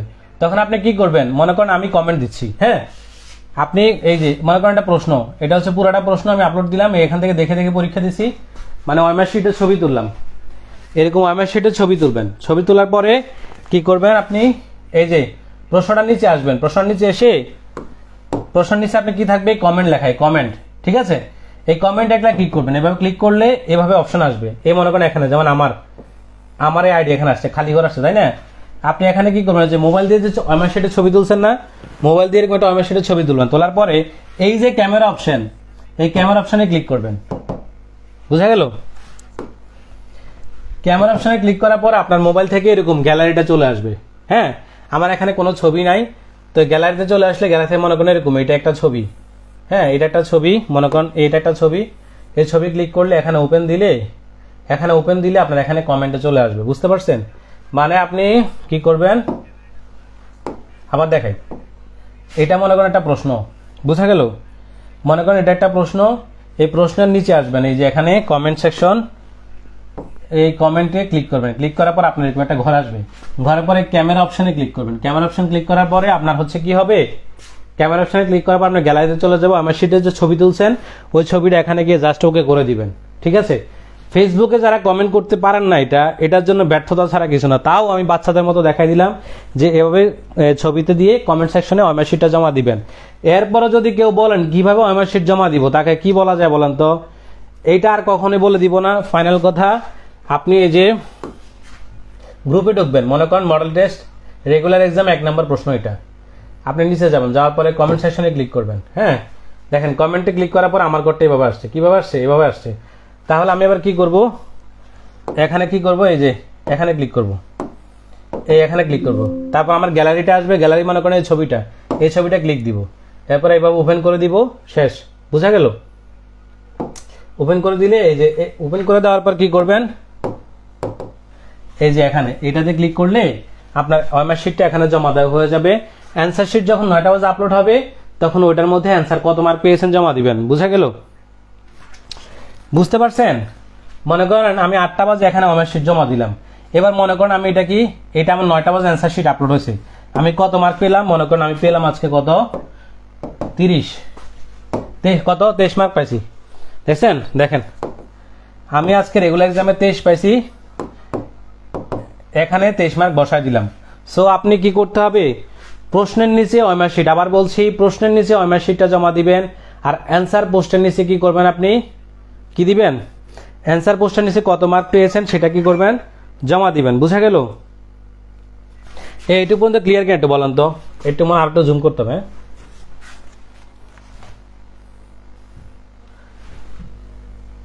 এটা দেখা গেছে তো না, জান তো,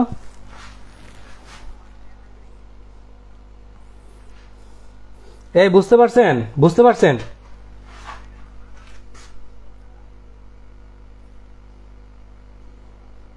আচ্ছা বলেন তো প্রশ্ন কিভাবে আপলোড দিবেন, বুঝতে পারছেন। আপনি এইভাবে এখানে যে কমেন্ট সেকশনে মানে পোস্টের নিচে আবার দেখাই, মনে করেন এখানে এটা হচ্ছে প্রশ্ন আপলোড দিলাম, আপনি এখানে আসবেন, এখানে এসে এই কমেন্টের মধ্যে ক্লিক করবেন, হ্যাঁ, ওকে, তাহলে কমেন্ট সেকশনে ক্লিক করার পর আমার এই ঘরটা চলে আসছে, আমি তো অলরেডি লিখে ফেলছি, দেখেন এখানে মনে করেন আমি কি করব, এখান থেকে মনে করেন এখানে এই যে কমেন্ট সেকশন আসার পরে ক্যামেরাতে ক্লিক করব, ক্যামেরাতে ক্লিক করলে আপনার গ্যালারিতে চলে আসবে, এখান থেকে ছবিটা ক্লিক করবেন, ক্লিক করে এখানে আপনি কি করবেন, এই অপশনে একটা সেন্ড থাকবে, হ্যাঁ ওকে। এই যে এই যে এই যে এই যে এখানে একটা অপশন আছে, এটাতে ক্লিক করে দিবেন, তাহলে হচ্ছে আপনার কি হবে, ওএমআর শিট জমা হয়ে যাবে। আর মার্ক কত জমা দিবেন এটা তো বলছি, যেটা অ্যান্সার পোস্ট, আবারও বলছি যেটা অ্যান্সার পোস্টের নিচে কত মার্ক পেয়েছেন জমা দিবেন, অর্থাৎ প্রশ্নের নিচে ওএমআর শিট জমা দিবেন। আবার বলছি, প্রশ্নের নিচে ওএমআর শিট জমা দিবেন আর অ্যান্সারের নিচে কত মার্ক পেয়েছেন জমা দিবেন, দুই জায়গায় জমা দিতে হবে।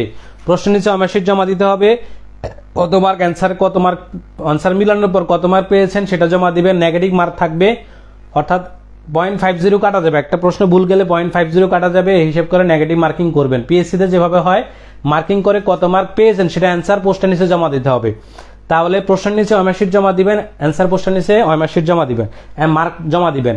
যদি দুই জায়গায় না জমা দেন, আমরা যে কোনো এক জায়গা থেকে হাজিরা ডাকবো, মনে করেন আপনি ওএমআর শিট জমা দিয়েছেন, মার্ক বসান নাই, কিন্তু আমি মার্কটাই হাজিরা ডাকছি, তখন যদি মনে করেন আপনি মার্ক না বসানোর কারণে রিমুভ হন, আমাদের করার কিছু নেই। আপনি ওএমআর শিট না জমা দিলেও আপনি রিমুভ হবেন, মার্ক না বসাইলেও রিমুভ হবেন। তার মানে হচ্ছে পরীক্ষা দিয়েছেন কিনা সেটা আপনি ওএমআর শিট জমা দিতে হবে, মার্ক কত মার্ক পেয়েছেন বসাইতে হবে। যদি কোনো প্রবলেম থাকে পি লিখবেন, কি লিখবেন, কমেন্ট সেকশনে গিয়ে পি লিখবেন, প্রশ্নের নিচেও অ্যান্সারের নিচেও, তাহলে আমরা বুঝবো যে আপনি কোনো প্রবলেমে আছেন, যার কারণে আপনি পরীক্ষা দেন নাই, তখন রিমুভ করা হবে না। রিমুভ করা হবে যখন আপনি পিও লেখেন নাই, ওএমআর শিট জমা দেন নাই, মার্কও বসান নাই, তখন কি আপনি রিমুভ হবেন। এবং 30 টাকা রেগুলার এক্সামের জন্য জরিমানা, 50 টাকা ফাইনাল এক্সামের জন্য। এতক্ষণ পর্যন্ত পরীক্ষা সিস্টেমটা ক্লিয়ার কিনা একটু বলেন তো, পরীক্ষা সিস্টেমটা ক্লিয়ার কিনা একটু কাইন্ডলি বলেন। পরীক্ষা সিস্টেমটা ক্লিয়ার হলে সি লেখেন, পরীক্ষা সিস্টেম ক্লিয়ার হলে সি লেখেন। ব্যাংক বুক ওয়ালের জন্য মাস্টার বুকের সাথে কোন বুকটা পড়বো, OnePlus-এর যে কম্পিটিটিভ এক্সাম বুক ওয়ালের বইটা বেস্ট, আমি পড়েছি, এটা খুব ভালো, এটা দেখতে পারেন। অথবা একটা কম্পিটিটিভ এক্সাম বুক ওয়ালের ইমিনেন্ট পাবলিকেশন, দুইটা আছে, OnePlus-এরটাও ভালো লাগছে আমার কাছে, কম্পিটিটিভ এক্সাম বুক ওয়ালের যেটা ইমিনেন্ট এটাও ভালো, দুইটা ভালো, যে কোনো একটা পড়তে পারেন। OnePlus-এরটা আমি ব্যক্তিগত পড়েছি, সেজন্য এটা আমার কাছে ভালো লেগেছে, OnePlus-এরটা পড়তে পারেন। আচ্ছা, পরীক্ষা সিস্টেম ক্লিয়ার হলে সি লেখেন। পরীক্ষা কিভাবে প্রশ্ন ওএমআর শিট জমা দিবেন, অ্যান্সার কিভাবে জমা দিবেন, ক্লিয়ার হলে সি লেখেন, দ্রুত সি লেখেন, দ্রুত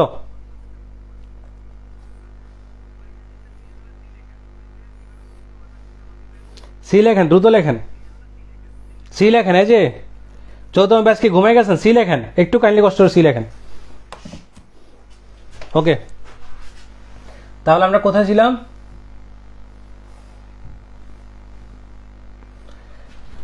ওরে বাবা, কত বাচ্চাদের মতো আপনাদেরকে বুঝাই দিচ্ছি। বাংলাদেশে কি কোনো মেন্টর পাবেন ভাই, কোনো মেন্টর এরকম পাবেন?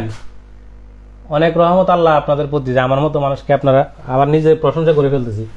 অবশ্যই এটাও ঠিক, নিজের প্রশংসা আমি যদি না করে আরেকজনকে আমার যদি ঢোল পিটাইতে দেওয়া হয়, সে তো ঢোল ফাটাই ফেলবে, সো আমার ঢোল তো আমাকে পিটাইতে হবে। ওকে, তাহলে আমরা গেলাম কি অ্যান্সার সাবমিটের কথা গেলাম, অ্যান্সার সাবমিট গেল। ওকে, গ্রুপের কথা তো বলছি ভাই, গ্রুপ কয়টা আছে, 14তম ব্যাচের গ্রুপ আছে, 14তম ব্যাচে জয়েন হবেন। দেখেন 13তম ব্যাচ ওপেন হচ্ছে কেন, আচ্ছা দেখেন 14তম ব্যাচ, আচ্ছা এটাও দেখা দিই। হ্যাঁ, এই সবাই একটু মনোযোগ দেন, আপনারা তো এটাও বোঝেন না যে আপনি এই 14তম ব্যাচ একটা সিক্রেট গ্রুপ, এই সিক্রেট গ্রুপে হচ্ছে আপনার পরীক্ষা হবে, যেটার কথা একটা দেখালাম। এই যে এখানে হচ্ছে আপনার পরীক্ষা হবে, এখানে প্রশ্ন আপলোড করব, তারপর হচ্ছে কি নেটওয়ার্ক স্লো, ও আরেকটা কথা, আচ্ছা হ্যাঁ, এখানে প্রশ্ন, এই গ্রুপে 14তম ব্যাচ বিসিএস মাস্টার প্ল্যান, এই গ্রুপে হচ্ছে আমরা কি করব, প্রশ্ন আপলোড করব, সিলেবাস আপলোড করব, আর বড় কোনো নোটিশ হলে আপলোড করব। তারপর হচ্ছে এইটা যেটা, এই যে টেলিগ্রামের যে গ্রুপটা আছে, টেলিগ্রামের এই গ্রুপটা আমি আমাদের সিক্রেট গ্রুপে দিয়েছি, এটাতে সবাই জয়েন করবেন। আপনাদের আরেকটা গ্রুপ হচ্ছে মেসেঞ্জার গ্রুপ, এই 14তম ব্যাচের এখানে দেখাচ্ছি, এই দেখেন এই 14তম ব্যাচের মেসেঞ্জার গ্রুপ, এই গ্রুপটা আছে, টেলিগ্রাম গ্রুপ আছে, আরটা হচ্ছে এই 14 ব্যাচ 14তম ব্যাচটা, এই গ্রুপটা আছে 3টা, আর একটা গ্রুপ আছে, কয়টা গ্রুপ বললাম, 3টা গ্রুপ বলেছি, কয়টা গ্রুপ বলে 3টা, আরেকটা গ্রুপ আছে,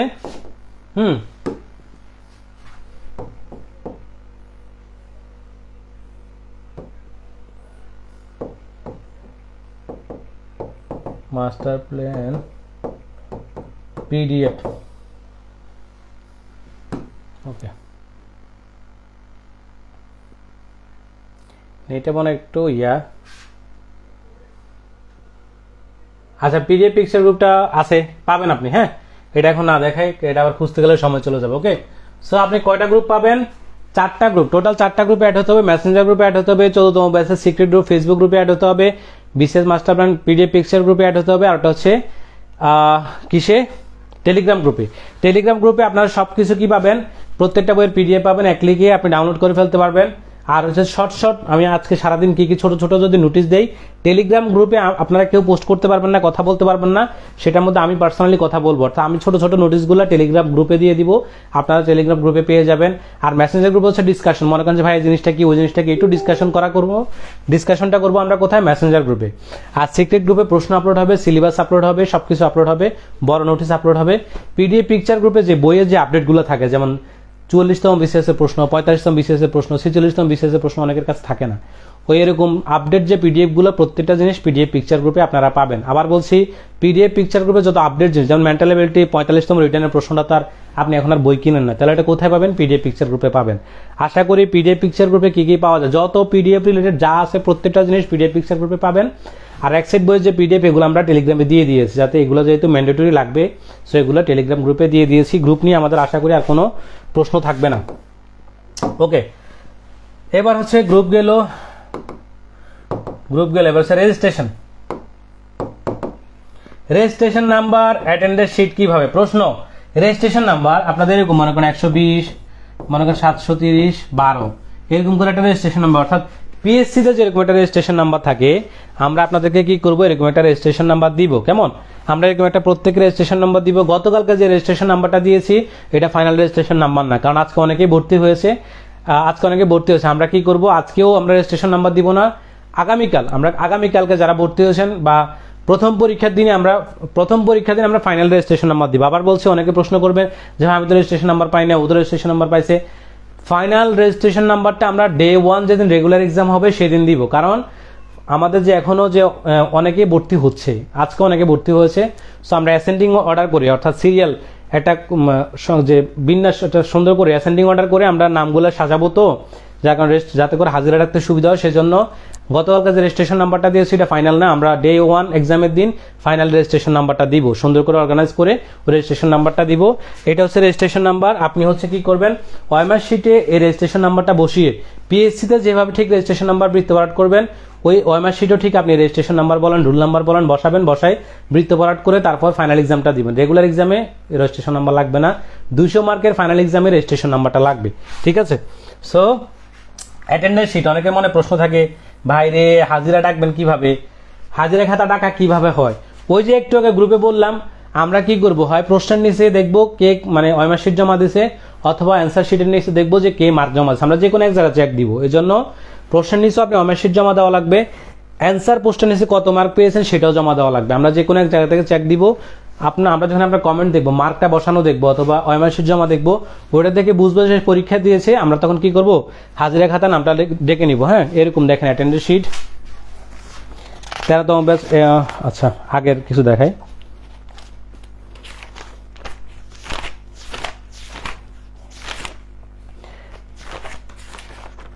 দেখেন আমাদের দেখা যায় এরকম একটা অ্যাটেন্ডেন্স শিট থাকে। হ্যাঁ, অনেকে আবার কর্মচারী, আচ্ছা দেখা যায় তো না, এরকম একটা অ্যাটেন্ডেন্স শিট থাকবে। ঠিক আছে, এরকম একটা অ্যাটেন্ডেন্স শিট থাকবে, এটার মধ্যে আমরা কি করব? হাজিরা ডাকবো। হ্যাঁ, হাজিরা ডাকবো। সো হাজিরা ডাকার পর কিভাবে ডাকবো সেটা হচ্ছে, আমরা আপনার কমেন্টে গিয়ে দেখবো যে আপনি ওএমআর শিট জমা দিয়েছেন কিনা, অথবা মার্কশিট দেবো কে কত মার্ক পেয়েছেন এটা জমা দিয়েছেন কিনা। কমেন্টটা চেক করেই আমরা আপনাকে অ্যাবসেন্ট দিব, অথবা কি করব? যদি পরীক্ষা মিস করেন রিমুভ করে দিব, জরিমানা থাকবে। রেগুলার এক্সাম মিস করলে 30 টাকা জরিমানা, ফাইনাল এক্সাম মিস করলে 50 টাকা জরিমানা। আর যদি ফাইনাল এক্সাম আপনার হচ্ছে এভাবে হচ্ছে, আপনি কি করবেন? কমেন্ট সেকশনে ওইটা দেখে আমরা কি করবো? হাজিরা ডাকবো। আশা করছি যে আপনার অ্যাটেন্ডেন্স শিট নিয়ে প্রশ্ন কনফিউশনটা চলে গেল। হ্যাঁ, কিভাবে হাজিরা ডাকবো। এবার হচ্ছে রিমুভ। রিমুভ হলে কি হয় বলেন তো? আপনি কি করবেন? পেনাল্টি বা ফাইন কত টাকা? রেগুলার এক্সামের জন্য 30 টাকা, আর ফাইনাল এক্সামের জন্য 50 টাকা। কত?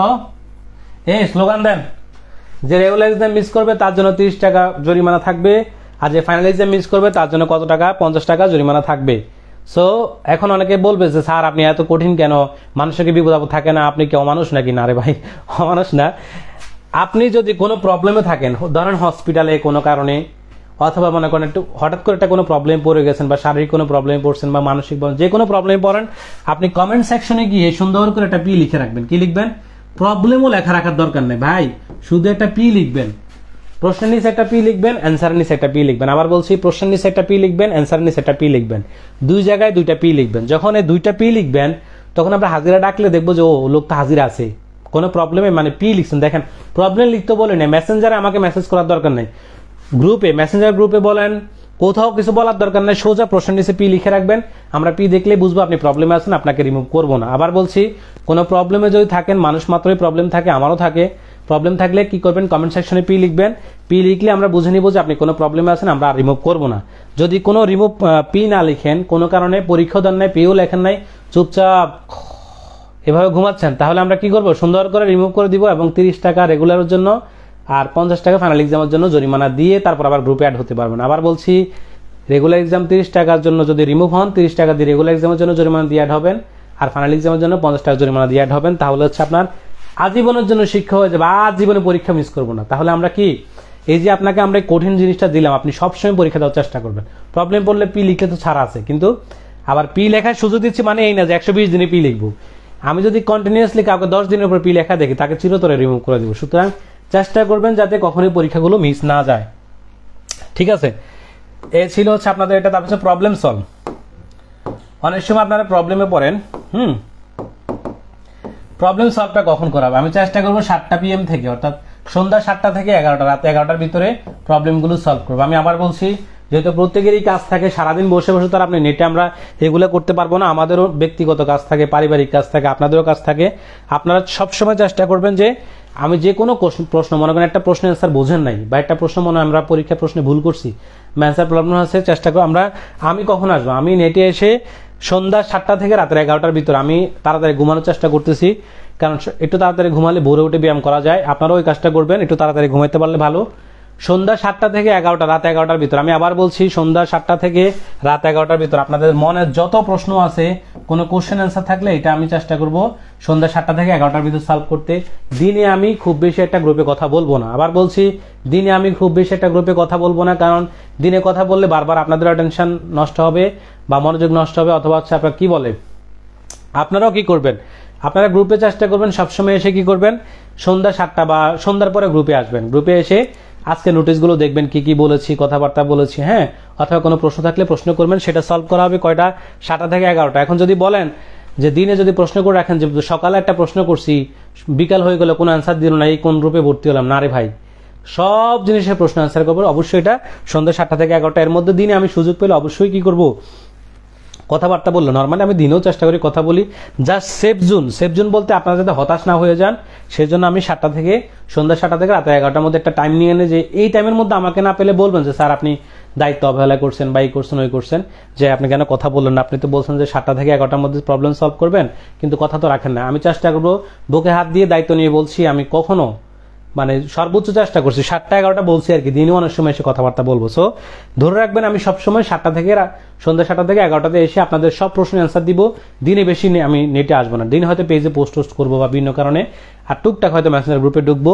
নর্মালি সন্ধ্যা আপনারাও আসবেন, আপনারা সারাদিন পড়াশোনা করবেন, নেটে কম আসবেন, সন্ধ্যা আসবেন। এসে কি করবেন? প্রথম কাজ, আবার বলছি, প্রথম কাজ হচ্ছে মেসেঞ্জার, আমার মেসেঞ্জারের সব মেসেজ, আমি যে মেসেজগুলো দেই, আমার সব মেসেজ, হ্যাঁ, সব মেসেজ চেক করবেন, মেসেজ ভয়েস চেক করবেন। সন্ধ্যা 7টা থেকে 11টার দিকে আসবেন, এসে চেষ্টা করবেন সন্ধ্যার দিকে আসতে। আর যদি দিনে কোনো প্রবলেমে পড়ে যান, মেসেঞ্জার গ্রুপে দিবেন, যে কেউ নেটে থাকলে। আমরা আবার বলছি, আমরা সবাই পরিবার, যদি আপনি নেটে থাকেন আপনি চেষ্টা করবেন অ্যান্সারটা দিয়ে দেওয়ার জন্য। এটা সবার ক্ষেত্রেই হয়, ঠিক আছে?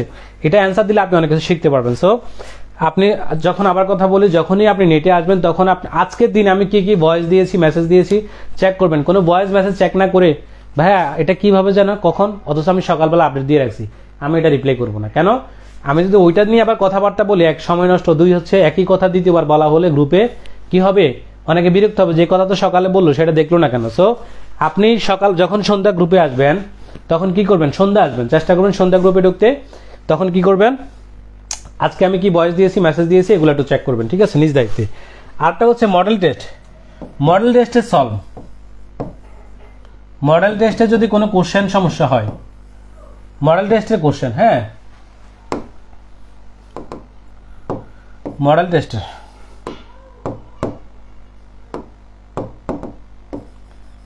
টেস্টের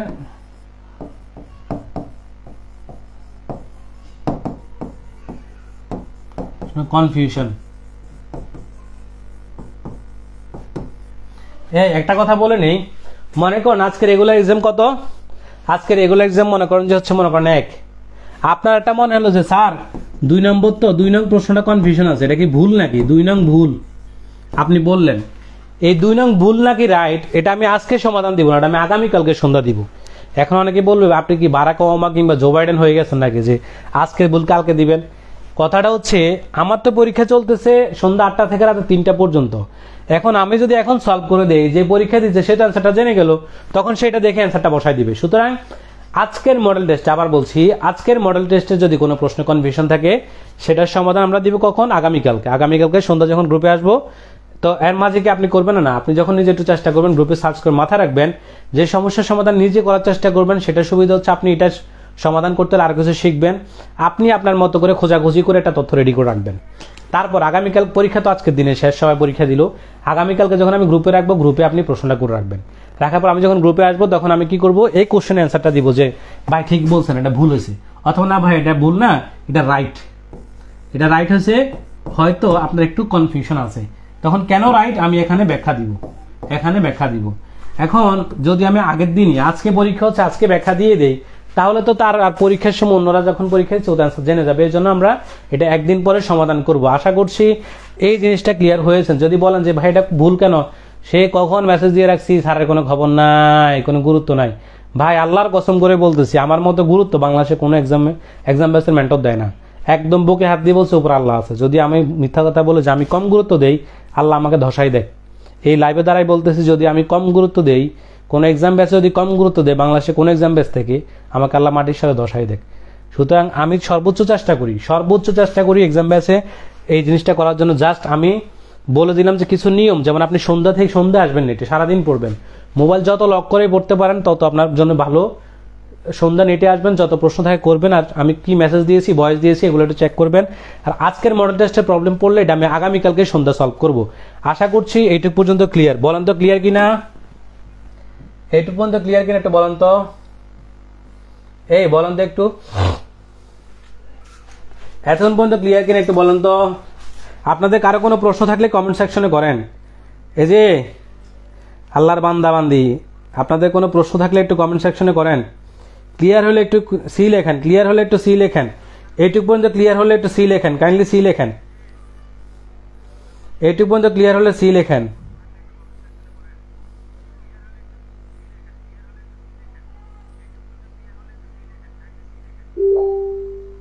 না না না না না না ফাইজা আফরোজ আপু, ওই নাম্বার লিখতে হলে ভুল হবে না, আপনি তো নাম্বার মুখস্থ করবেন না। আপনি যখন বিসিএস যখন অ্যাপ্লাই করবেন, আপনি যখন, আমি আরেকটা কথা বলে দিই, যখন বিসিএস অ্যাপ্লাই করে ফেলবেন, আপনি যে নাম্বারটা পাবেন চাইলে ওইটাও বসাইতে পারেন। রেজিস্ট্রেশন নাম্বার তো আমরা চেক করবো না, আমরা জাস্ট একটা আপনি নাম্বারটা লেখানোর অভ্যস্ত করবো। আপনি চাইলে রেজিস্ট্রেশন নাম্বার, বিসিএস অ্যাপ্লাই করলে যে রেজিস্ট্রেশন নাম্বারটা পাবেন ওইটা দিয়েও আপনি শুধু প্রতিদিন রেগুলার এক্সামে দিতে পারবেন, কোনো সমস্যা নাই। রেজিস্ট্রেশন নাম্বারটা আমরাও চেক করবো, আমরা জাস্ট দেখবো যে আপনার রেজিস্ট্রেশন নাম্বারে প্র্যাকটিসটা হচ্ছে কিনা। এটা ছিল ফাইজাপুর অ্যান্সার, আশা করি অ্যান্সারটা পেয়েছেন। কারো কোনো প্রশ্ন থাকলে কমেন্ট সেকশনে করেন। রাকিব হাসান ভাই, ব্যাংক ভোকাবুলার জন্য মাস্টার বুকের সাথে সাথে কোন বইটা পড়বো এটা বলে দিয়েছি। নৈতিকতা যে বই দিয়েছেন, বেসিক বিউ দেখলাম একটু এলোমেলো, বেসিক বিউ তো বেসিক বিউর স্টাইলে লিখছে, এক বইটা একরকম। আপনি কি করবেন, আমরা যেটা লিখেছি ওইটা একটু টপিকটা মিলে পড়ার চেষ্টা করবেন। বেসিক ভিউ তো আছে, টপিক মিলে পড়লে পাবেন, আলাদা কিছু না, হয়তো উপস্থাপন বা একটু টোনটা একটু ভিন্ন আর কি, মিলে পড়তে পারবেন। নৈতিকতা রিলেটেড বেসিক ভিউ থেকে আলাদা কিছু লিখবে রে ভাই, লিখবে না তো, প্রেজেন্টেশন ভিন্ন হবে। ঠিক আছে, এইটুকু পর্যন্ত ক্লিয়ার কিনা একটু কাইন্ডলি বলেন, একটু কাইন্ডলি বলেন যে এইটুকু পর্যন্ত ক্লিয়ার কিনা। কারো কোনো প্রশ্ন থাকলে বলেন। ও আচ্ছা আচ্ছা, নোট করা। এম এর জামান ভাই বলছে নোট করে পড়লে কিভাবে পড়বেন। আচ্ছা ওকে, আচ্ছা নোট করে যদি কেউ পড়তে চান, ওকে, নোট করে পড়লে কিভাবে পড়বেন একটু বলি। নোট করে পড়লে হচ্ছে আপনি কি করবেন, মনে করেন আমি যেটা যেমন চর্যাপদ নোট করার কথা বলছি, আপনি নোট করে পড়লে কি করবেন, মনে করেন চর্যাপদ আপনি একটা কাগজ নিছেন ছোট ছোট করে, অথবা ছোট কাগজ নিতে পারেন, ছোট কাগজ বলেন বা একটা মনে করেন একটা নোট কাগজ বানাতে পারেন। মনে করেন চর্যাপদের সালটা আমি একটু দেখাই, আপনি নোট করলেন কিভাবে, মনে করেন চর্যাপদ, চর্যাপদে মনে করেন প্রকাশকালটা, হ্যাঁ প্রকাশকাল, আপনি কি এইভাবে লিখবেন, এটা নোট করবেন না, আপনি মনে করেন আপনি নোট করবেন চর্যাপদ, একটু নোট করা ইয়া ভাই জামান ভাই একটু দেখেন, মনে করেন চর্যাপদ, চর্যাপদ, আরে খোদা, চর্যা 1907 প্রকাশ, ওকে হ্যাঁ, মনে করেন আপনি প্রকাশকাল কত 1907, চর্যাপদ প্রকাশকাল কত, এরকম শর্ট শর্ট করে তারপর দিতে পারেন, মনে করেন যে প্রাচীন কবি, হ্যাঁ প্রাচীন লুইপা অথবা প্রাচীন লুইপা, এভাবে যেই তথ্যটা আপনার মনে থাকে না এরকম শর্ট শর্ট কিওয়ার্ড ব্যবহার করতে পারেন। অথবা মনে করেন যে আপনার কি মনে করেন যে শান্তিপার পদ কয়টা, 2টা, কুকুরিপা কত, কুকুরিপা, হ্যাঁ কুকুরিপা মনে করেন কত, 3টা, হ্যাঁ ভুসুগোপা কয়টা, 8টা, ভুসুগোপা কয়টা, 8টা, মনে করেন হচ্ছে আপনার কি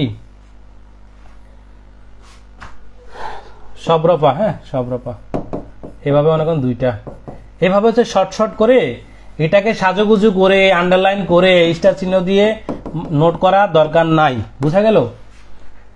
বুঝতে পারছেন? এই যে জামান ভাই বুঝতে পারছেন নোট করবেন কিভাবে?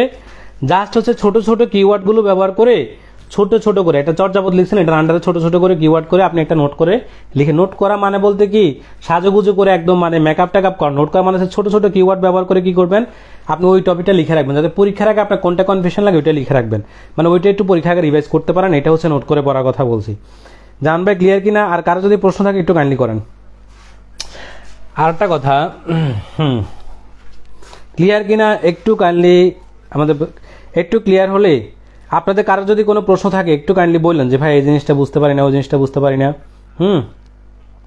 তাহলে একটু প্রশ্ন করেন। আমি চেষ্টা করতেছি আপনাদের মনে যত প্রশ্ন আছে প্রত্যেকটা প্রশ্ন অ্যান্সার করে। দেখেন এই দেখেন এখানে এগুলো নোট করে রাখবেন। হ্যাঁ দেখেন আমি কতগুলো সেকশন আলোচনা করছি, সিলেবাস নিয়ে, পিডিএফ নিয়ে, দেখেন কতগুলো টপিক আলোচনা করছি। আশা করি যে আপনাদের প্রশ্ন থাকার কথা না। হ্যাঁ প্রশ্ন আছে? কার যদি কোনো প্রশ্ন থাকে কমেন্ট সেকশনে করেন, কার যদি কোনো প্রশ্ন থাকে কমেন্ট সেকশনে করেন। আর একটা কথা বলতেছি, যারা নতুন ভর্তি হতে চান, যারা আমাদের সাথে 120 দিনের একটা কোর্স 14তম ব্যাচে ভর্তি হতে চান, কোর্স ফি হচ্ছে কত 2550 টাকা। বিকাশ নাম্বার হচ্ছে এটা 01838490705, 01838490705।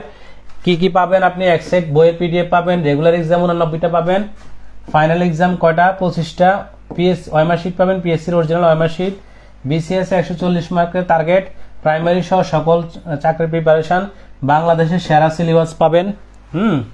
আর কি পাবেন? আচ্ছা বাংলাদেশের সেরা সিলেবাস পাবেন। তারপর হচ্ছে হাজিরা ডাকা হয়, বাংলাদেশের কোনো এক্সাম ব্যাচে হাজিরা ডাকা হয় না। মেন্টর হিসেবে আপনাদের প্রিয় রিয়াজ ভাই আছে, আমি আছি, মানে আমি আছি। যারা কি পড়বেন আর কি পড়বেন না এটা বুঝতে পারেন না, তাদের জন্য বেস্ট সলিউশন হচ্ছে আমাদের সিলেবাসটা 7-8 ঘন্টা পড়তে বাধ্য করা। এটা আমি অলরেডি আমার লাইভ ক্লাস দেখে বুঝতে পারছেন যে 7-8 ঘন্টা পড়তে মানে বাধ্য করাবো। তারপর হচ্ছে পরীক্ষা মিস দিলে জরিমানা সিস্টেম থাকে, কোনো প্রবলেম পড়লে সলভ করা হয়, অর্থাৎ কোনো একটা কোশ্চেন কনফিউশন আছে সলভ করা হয়। অর্থাৎ যারা বিসিএস মাস্টার প্ল্যানে ভর্তি হবেন তারা এই ফ্যাসিলিটিসগুলো পাবেন, এই ফ্যাসিলিটিসগুলো পাবেন। হ্যাঁ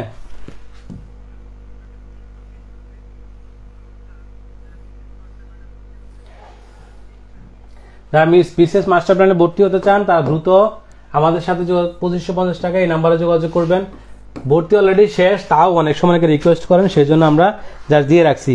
নর্মালি আমাদের আলহামদুলিল্লাহ যা আমরা 20টা সিট ছিল 74 জন ভর্তি হয়ে গেছে, আর কত ভাই আলহামদুলিল্লাহ। তারপরে অনেকে দেখা গেছে রিকোয়েস্ট করেন, পরে কিন্তু ব্যাচ শুরু হয়ে গেলে আর সুযোগ নেই। সো অনেকে যদি ভর্তি হতে চান তাহলে ভর্তি হয়ে যাবেন আজকে, ঠিক আছে? আর যারা আমাদের 14তম ব্যাচে আছেন আপনাদের আর কোনো প্রশ্ন আছে কিনা একটু কাইন্ডলি করেন। যদি কারো কোনো প্রশ্ন থাকে একটু কাইন্ডলি করেন। আশা করছি প্রশ্ন থাকার কথা না, তাও প্রশ্ন যদি থাকে একটু কাইন্ডলি করেন। জব সলিউশনের উপর আলাদা কোনো এক্সাম হবে কি? জব সলিউশনটা আপনার পরীক্ষার ভিতরেই থাকবে, পরীক্ষার ভিতরে আমরা জব সলিউশন থেকে প্রশ্ন করব। সো আশা করি যে আপনার জব সলিউশন জন্য আলাদা করে এক্সাম হবে কিনা, হ্যাঁ মানে এটা থাকবে, মানে এই ব্যাচের সাথে এটার সাথে কম্বাইন করাই থাকবে। আপনি জব সলিউশন থেকেও প্রশ্ন থাকবে, সাবজেক্ট থেকেও প্রশ্ন থাকবে। আশা করি সঞ্জু ভাই অ্যান্সারটা পেয়েছেন মোটামুটি। ভাইয়া 140টা বলছেন, মানে কত মার্ক পর্যন্ত কভার হতে পারে? আপনার প্রিপারেশন তো আল্লাহর রহমতে একদম দায়িত্ব নিয়ে বলতেছি, আপনার 150 প্লাস, 150 প্লাস প্রিপারেশন তো আমরা মনে করেন 160 প্লাসে নিব, 150 প্লাসই কমন আসবে।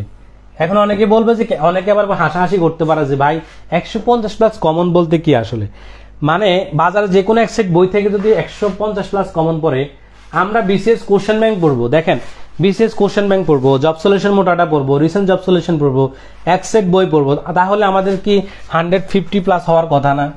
এক সেট বই থেকে যদি 150 কমন আসে, আমরা এক সেট বই, বিসিএস কোশ্চেন ব্যাংক, প্রাইমারি প্রশ্ন ব্যাংক, মোটা জব সলিউশন, চিকন জব সলিউশন সব পড়ার পর বুঝি আমাদের 160-এর মতো প্রিপারেশন হবে না? প্রিপারেশন তো আপনার 160-এর উপরেও হবে, কিন্তু আমরা 140 বলি কেন? মানে আপনি ইনশাল্লাহ, মানে এটাকে কি বলে, একদম যত কঠিনই হোক 140-এর মধ্যে আপনি কমন পাবেনই। এর মধ্যে আপনি হয়তো একটা দুইটা ভুলে গিয়ে এই করে আপনি কাটমার্ক থেকে খুব ভালো মার্কসের একটা মানে মার্ক থাকবে আপনার। আপনি 140 নিয়েছেন ইনশাল্লাহ, মানে 140 নিচেও আসবে না। প্রশ্ন আসমান থেকেও প্রশ্ন করে, আসমান বলতে মানে এটাকে বলে আর কি, মানে রূপক কথা, মানে প্রশ্ন যেখান থেকেই করুক 140 নিচে কমন আসবে না, মানে এর উপরেই প্রশ্ন কমন আসবে। এক সেট বই থেকে যদি 150 প্লাস কমন আসে, তাহলে এখান থেকে কেন আসবে না ভাই? সোজা কথা। সো প্রিপারেশন তো আপনার অনেক বেশি মার্কেরই হবে, কিন্তু আপনি সব ভুলে গিয়ে আপনি তো সব মনে রাখতে পারবেন না, ভুল হবে। সো ওই ক্ষেত্রে হচ্ছে আপনার কি হবে, 140 প্লাস এনশিওর করতে পারবেন। জব সলিউশন আপডেটেডটা পড়া লাগবে না, আপনি তো জব সলিউশন থেকে মডেল টেস্টে যে কোশ্চেনগুলো করবেন নতুন ভার্সন থেকেও আসবে। জব সলিউশন আমি বলি, জব সলিউশন বিষয়টা একটু বলি। আমি নর্মালি নতুন বেশি বই কেনার পক্ষে না।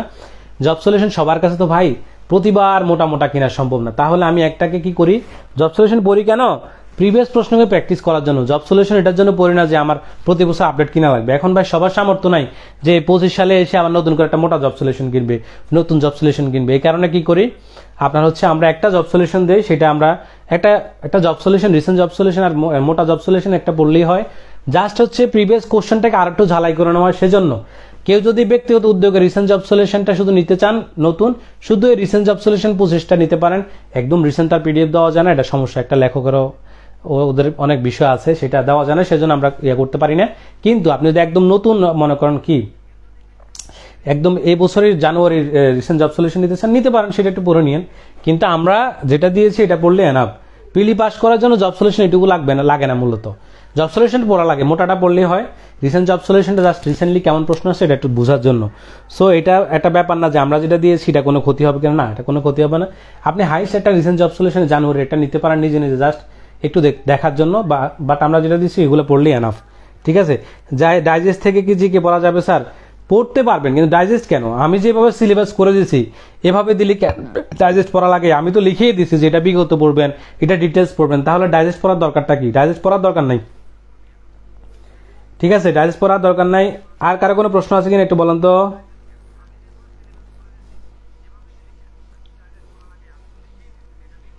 বিসিএস ব্যাংকের প্রিপারেশন একসাথে কিভাবে নেওয়া যায়, আপনার এক্সাম ব্যাচের সাথে এক্সট্রা কি পড়া লাগবে? গুড, এই তো থ্যাংক ইউ ভাই, থ্যাংক ইউ। দুর্দান্ত একটা কোশ্চেন করছেন। বিসিএস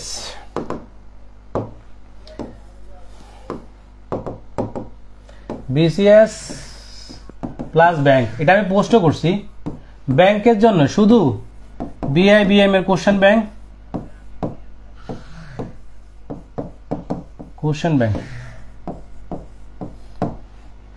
বিআইবিএম এর কোশ্চেন ব্যাংক, একটু সুন্দর করে লিখি না, সুন্দর করে লিখি। হ্যাঁ,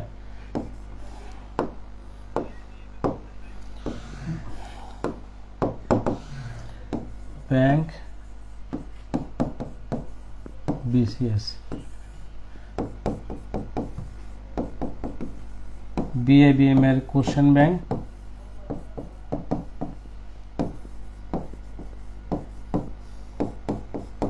ভোকাব বই 1+, 1+ এর ভোকাব বই। রিটেনের জন্য তো সেটা আলাদা, হ্যাঁ, ফোকাস রিটেন ম্যাথ। আচ্ছা, রিটেনটা না বলি, হ্যাঁ, নাকি শুধু প্রিলির জন্য দুইটা লাগবে? প্রিলির জন্য ব্যাংক বিসিএস এর জন্য এটা লাগবে শুধু। ও আচ্ছা, সরি কারেন্ট অ্যাফেয়ার্স লাগবে একটা, হ্যাঁ, সাম্প্রতিক কারেন্ট অ্যাফেয়ার্স এই পাশে দিতে, হ্যাঁ, নাকি কারেন্ট অ্যাফেয়ার্স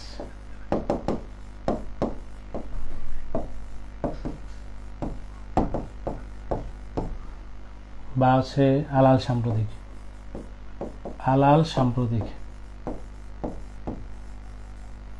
দেখা যেত না। আমি বলি, ব্যাংক এবং বিসিএস এর বিলির জন্য বিআইবিএম এর একটা কোশ্চেন ব্যাংক পড়বেন। বিআইবিএম এর একটা কোশ্চেন ব্যাংক পড়বেন। ভোকাবের জন্য 1+ এর কম্পিটিটিভ এক্সাম ভোকাবুলারি অথবা এমিনেন্টের কম্পিটিটিভ এক্সাম ভোকাবুলারি 1+ এরটা আমি পড়ছি, ভালো লাগছে। আরটা হচ্ছে আপনার কি কারেন্ট অ্যাফেয়ার্স পড়বেন। যেই মাসে এক্সামটা হবে, ব্যাংকের যে মাসে পরীক্ষাটা হবে ওই মাসে কারেন্ট অ্যাফেয়ার্স মাস্ট পড়বেন। আর আলাল সাম্প্রতিক অথবা মিহির সাম্প্রতিক, আলাল সাম্প্রতিক, মিহির সাম্প্রতিক অথবা আসাদ সাম্প্রতিক একটা এমসিকিউ থাকে, এগুলো যে কোনো একটা বই নিলে পড়লেই হবে, তাহলে আপনার ব্যাংকের জন্য আলাদা লাগে না। আমি ওইভাবে দিয়েই ব্যাংকে পরীক্ষায় ভাইবা দিয়েছি, হ্যাঁ। সো হচ্ছে এইভাবে হচ্ছে। আর রিটেনের জন্য শুধু ফোকাসটা লাগে, ফোকাস আর পত্রিকা থেকে ফোকাসগুলো নোট করলে ভালো, অথবা ফোকাসের বই। এটা লতিফ ভাইয়ের একটা ফোকাসের বই আছে, লতিফ ভাইয়ের। আরটা হচ্ছে আপনার কি বলে এটাকে, ওই যে 1+ এর একটা আপনার ফোকাসের বই আছে, যে কোনো একটা বই নিতে পারেন। রিটেন ম্যাথ হচ্ছে আপনার খায়রুল স্যারের রিটেন ম্যাথটা, মানে রিটেনের জন্য খায়রুল স্যারের রিটেন ম্যাথটা নিতে পারেন, ব্যাংকের রিটেন ম্যাথ। এই তো, আর মানে কিছু লাগে না তেমন, ঠিক আছে। এই হচ্ছে আপনার ব্যাংক বিসিএস এর জন্য আলাদা করে যদি আমাদের ব্যাচের বাইরে পড়তে যান এইটুকু পড়লেই হবে। প্রিলির জন্য শুধু বিআইবিএম এর কোশ্চেন ব্যাংক, ভোকাব বই আর সাম্প্রতিক, এগুলা পড়লে আমাদের ব্যাচের বাইরে গিয়ে শুধু ব্যাংকের জন্য এটা পড়লেই, আর আলাদা করে কিছু লাগবে না। রিসেন্ট জব সলিউশন প্রফেসর মোটা 2023, রিসেন্ট 25 আছে, এগুলো কি পড়া দিবেন? জব সলিউশন প্রফেসর মোটা 2023 আর রিসেন্ট 25 জানুয়ারিটা আছে, এগুলো কি না? আমরা যে দুইটা মানে জব সলিউশন আছে এগুলোই দিব, আর বাইরে কিছু দরকার নাই আশা করি। এরপরে আপনাদের মনের একটু আবেগ কন্ট্রোল করতে চাইলে শুধুমাত্র জানুয়ারির যে রিসেন্ট জব সলিউশনটা এটা একটু নিতে পারেন। এটা একদম রিসেন্টলি পিডিএফ দেওয়া যায় না, সমস্যা আছে, এটা আমি গ্রুপে বলবো, হ্যাঁ। আচ্ছা, এ হচ্ছে কথা। এটা হচ্ছে আমরা এই আপনার রিসেন্ট জব সলিউশন আপনি দুইটা সলভ করলে আপনার, যদি আপনি জানুয়ারি এডিশন প্রশ্ন নেন, দেখবেন আপনার খুব বেশি এটা সময় লাগবে না। জাস্ট দেখবেন ম্যাক্সিমাম প্রশ্নই আপনার কমন, একটা দুইটা প্রশ্ন নতুন পাবেন, এইটুকুই। বিসিএস ব্যাংকের প্রিপারেশন একসাথে নেওয়া যায় কিভাবে এটা বলছি। আমার জামান ভাইয়ের হচ্ছে 2023-25 জানুয়ারি, এগুলো আমরা যেটা দিচ্ছি এটা পড়লে এনাফ। মোটামুটি 140 এর কথা বলছি, তারপর হচ্ছে ডাইজেস্টের কথা বলছি, আপডেট করা লাগবে না এটাও বলছি। আচ্ছা দেখেন তো আর কোশ্চেন ব্যাংক কোনটা? আচ্ছা, বিসিএস এর কোশ্চেন ব্যাংক, বিসিএস এর জন্য কোশ্চেন ব্যাংক পড়তে পারেন হচ্ছে প্রিসেপ্টরস, হ্যাঁ, প্রিসেপ্টরস পাবলিকেশনস এর এটা হচ্ছে আপনার বিষয়ভিত্তিক, বাংলা একসাথে, জিকে বাংলাদেশ একসাথে, জিকে আন্তর্জাতিক একসাথে, এটা খুব ভালো বই, এটা আমি পড়ছি। আর একটা ইনসেপশনের, হ্যাঁ, ইনসেপশনের একটা টপিক ভিত্তিক বের হয়েছে, টপিক বেসড, ইনসেপশনের একটা টপিক বেসড, হ্যাঁ,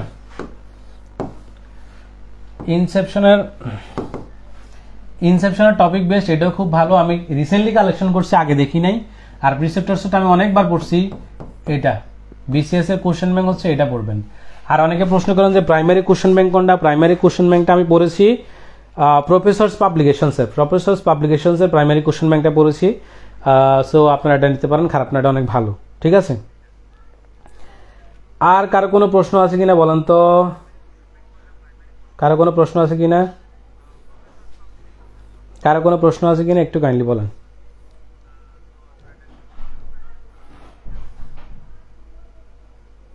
বিসি ব্যাংকের প্রিপারেশন একসাথে কিভাবে নেওয়া আপনার এক্সাম ব্যাচের সাথে? হ্যাঁ, এটা বলছি, নোট করার কথা বলছি। আর কারো কোনো প্রশ্ন আছে? কিডনির ব্যথাটা, বিআইবি কোশ্চেন ব্যাংক কোন কোম্পানিটা নিব? আচ্ছা, বিআইবি কোশ্চেন ব্যাংকটা আমি ইয়েটা পড়ছি, আমি পড়ছিলাম এমিনেন্টটা, হ্যাঁ, এমিনেন্ট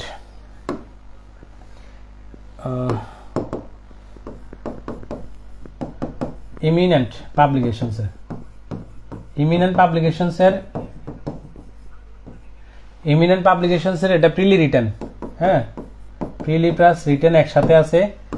এটা আমার পড়া হয়েছে, ব্যক্তিগত পড়া হয়েছে, আর একটা OnePlus এর আছে, OnePlus এরটা আমার পার্সোনালি পড়া হয় নাই, সেই জন্য বলতে পারতেছি না এটা কেমন।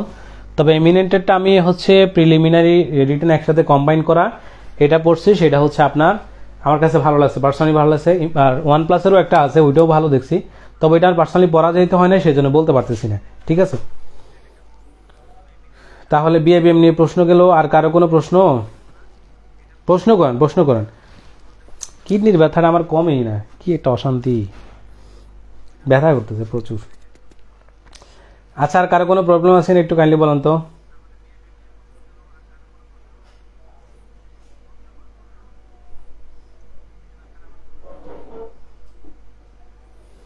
কারো কোনো প্রবলেম, কোনো প্রশ্ন আছে?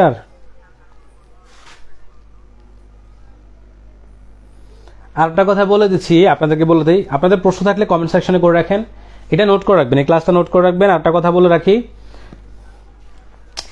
আমি গ্রুপের প্রয়োজনে আপনাদেরকে পড়তে বাধ্য করার কারণে বা আপনাদেরকে সিরিয়াসনেস আনার জন্য যখন রিমুভ করবো, আল্লাহর হস্তে হাত জোর করে মাপ চাচ্ছি, যখন রিমুভ করবো এটা আপনি ধরে নিয়েন যে আপনার ভালোর জন্য করছি। এই 30 টাকা 50 টাকা দিয়ে আমি বাড়িতে বিল্ডিং দিব না, আলহামদুলিল্লাহ, আল্লাহর মতো আমার বিল্ডিং আছে, জায়গার সম্পত্তি আছে, বাড়িতে বিল্ডিং দেওয়ার জন্য রিমুভ করি না। এই জিনিসটা কখনো কেউ ভুল বুঝবেন না। আমি একটা কথা একদম হাইলি দেখেন, এই যে হাইলি রিকোয়েস্ট করে বলতেছি, 2 হাত জোর করে বলি, আপনারা 120টা দিন আমি আপনার মেন্টর, টিচার মানা দরকার না, একজন মেন্টর হিসেবে মানেন। মেন্টর বলেন বা আপনার মানে ভাই বলেন, বন্ধু বলেন, ভাই বলেন, যা বলেন, যেহেতু আপনি আমার আন্ডারে পড়াশোনা করতে আসছেন, 120 দিন আমি যদি বলি শুইতেন এভাবে বাগা হয়ে থাকবেন, যদি বলে সোজা, যদি বসতে বলে বসবেন। 120 দিন আপনি আমাকে জান প্রাণ দিয়ে যেভাবে কথাগুলো বলি, যদি বলি ভাই এখনই 20 খান, চোখ বন্ধ করে 20 খাবেন, কিন্তু আমি তো আপনাকে 20 খেতে বলবো না। তা বললাম যে আমি যদি 20ও বলে সেটাও আপনি আপনার কল্যাণে বলবো, সেটা ভেবেই আপনি কি করবেন, প্রত্যেকটা কথা শুনবেন। আমি যদি রিমুভ করি, আল্লাহর রাস্তায় কেউ রাগ দেখায় না যে রাগ করে আর গ্রুপে আসবো না, রাগ করে বের হয়ে যাব, এই করবো না, এই জিনিসটা কখনোই করবেন না, আল্লাহর রাস্তায় এটা করবেন না। আমি আমার পার্সোনালি হাজিরা টাকা, আগে তো আমি 20-30 জনের ব্যাচ রাখতাম নর্মালি, কারণ হাজিরা তো অনেক কষ্ট হয়। এবার আমি জানি না কি হয়েছে, আল্লাহর রহমত নাকি, দেখে 74 জন হয়ে গেছে। আপনারা হয়তো আমার উপর আস্থা রাখছেন বেশি, হ্যাঁ, আমি না চাইলেও অনেককে অনেক রিকোয়েস্ট করে ভর্তি না নিয়ে পারি না, দেখা গেছে আপনার 30-20 জায়গায় 74 জন হয়ে গেছে। এত জনের হাজিরা টাকা যে কি কষ্ট, এটা আপনি জানেন না। সো আমরা যখন রিমুভ করবো, আপনি নেবেন আপনার ভালোর জন্যই, আপনি সমস্যাটা জানান নাই, লিখেন না, সেটা আপনার দোষে আপনি রিমুভ হয়েছেন, এটা ভেবেই আপনি জরিমানা পে করবেন, কখনো রাগ করবেন না। আর গ্রুপে কখনো স্ট্রিক কথা বললে এগুলো কখনো মাইন্ডে নেবেন না ভাই। এক্সাম হলে হাসি দিয়ে বের হলে রেজাল্ট যেদিন দিবে সেদিন আমাকে জানাবেন না, আমরা জানি প্রিভিয়াস অভিজ্ঞতা থেকে। গত এপ্রিলে পাস করছি 40তম, পরে বলছে লাইভ এমসিকিউর ক্রেডিট, সে কখনো লাইভ এমসি পরীক্ষা দেয়ই নেই। অথচ আমার ব্যাচের পরীক্ষা, আমার এখানে সবসময় পরীক্ষা দিয়ে ভালো করতো, পরে বলছে আরেকজনের ক্রেডিট, তো পরে কষ্ট পাইছে, অনেকে জানা না, টাইম লাইনে পৌঁছতে। সো ভালো যেদিন করবেন সেদিন তো কখনো জানাবেন না, অন্তত যখন কঠিন থাকি সে বিষয়টা কখনো করবেন না। ঠিক আছে, এ হচ্ছে কথা। আমরা আপনাদের ভালোর জন্য করবো। একটা হচ্ছে গ্রুপে যখন ভর্তি হবেন, যখন প্রথম জয়েন করছেন, প্রথম 1-2 দিন পড়তে একটু কষ্ট হবে, একটু চাপ লাগবে, কারণ আপনি তো এতদিন এত পড়াশোনা করেন নাই, একটু চাপ ফিল হবে। এই চাপটাকে 120 দিন কষ্ট করে কন্টিনিউ করবেন। আবার দেখেন যে বাবারে কি কষ্ট, কি চাপ, পড়া চাপ লাগতেছে, না পড়বো না, আমার মনে টাকা কি জলে গেল, না টাকা জলে যায়নি, যে সিলেবাস দিছি টাকা জলে যাওয়ার কোনো কথা নেই, শুধু কথা হচ্ছে একটু ধৈর্য ধরতে হবে। আমি তো বলেছি যে 7-8 ঘন্টা পড়ার মেন্টালিটি রাখতে হবে, তাহলেই পড়তে হবে। ঠিক আছে, এই হচ্ছে কথা। কারো কোনো প্রশ্ন আছে কিনা? ম্যাথ কেমন ভালো করতে পারি স্যার, ম্যাথ কেমন ভালো করতে পারি? ম্যাথের গোট একটা ভালো একটা প্রশ্ন। ম্যাথের জন্য ম্যাথের একটা মহা ঔষধ হচ্ছে 10ম থেকে 46তম প্রিলির কোশ্চেন কি করবেন, সলভ করবেন। এখানে হচ্ছে আপনার 500 প্লাস ম্যাথ আছে। বিশ্বাস করেন, কেউ যদি শুধু এইটুকু যদি ব্যাখ্যা সহকারে বুঝে শুনে সলভ করে 10ম থেকে 46, সে 5 থেকে 6 মার্ক ক্যারি করার মতো অ্যাবিলিটি হবে। কত? 5 থেকে 6 মার্ক ক্যারি করার মতো অ্যাবিলিটি হবে। ইভেন ম্যাথের অনেক বেসিক বুঝে ফেলবে সে শুধুমাত্র এটা সলভ করলে। কেন? অনেক নিয়ম, সবচেয়ে স্ট্যান্ডার্ড নিয়মগুলা তো পিএসসিতে প্রশ্ন করে, ওগুলো আপনি অটোমেটিক সলভ করতে করতে শিখে ফেলবেন। কেউ যদি ম্যাথে কিছু না পারেন, 5-6 লাগে, তাও 10ম থেকে 46 পর্যন্ত সলভ করবেন। বিশ্বাস করেন 5 থেকে 6 মার্ক ক্যারি করার মতো অ্যাবিলিটি তৈরি হবে। হুবহু কমন পান না পান, রুলস বলেন, আপনার বেসিক ডেভেলপমেন্ট বলেন, সবকিছু দিয়ে 5-6 অ্যান্সার করতে পারবেন। আর কারো কোনো প্রশ্ন আছে কিনা একটু কাইন্ডলি করেন। নতুন যারা ভর্তি হতে চান তারা হচ্ছে 2550 টাকা দিয়ে ভর্তি হবেন। আর হচ্ছে এই নাম্বার হচ্ছে বিকাশ নাম্বার, এইগুলা পাবেন। আর কি বলবো, অনেক কথাই তো বলছি। লাইভ ক্লাসের আমার ভিডিওর উপরে ডিটেলস আছে ভাই, বিশ্বাস করেন বাংলাদেশে তো বেস্ট এক্সাম ব্যাচ আর নাই। সো এই আর কি। আর কারো কোনো যদি প্রশ্ন থাকে একটু কাইন্ডলি করে নিন। হ্যাঁ,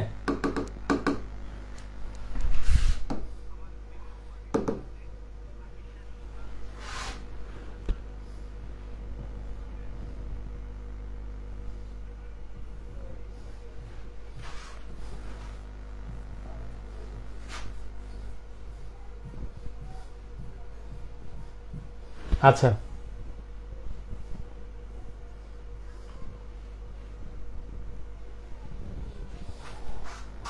কারো কোনো প্রশ্ন আছে?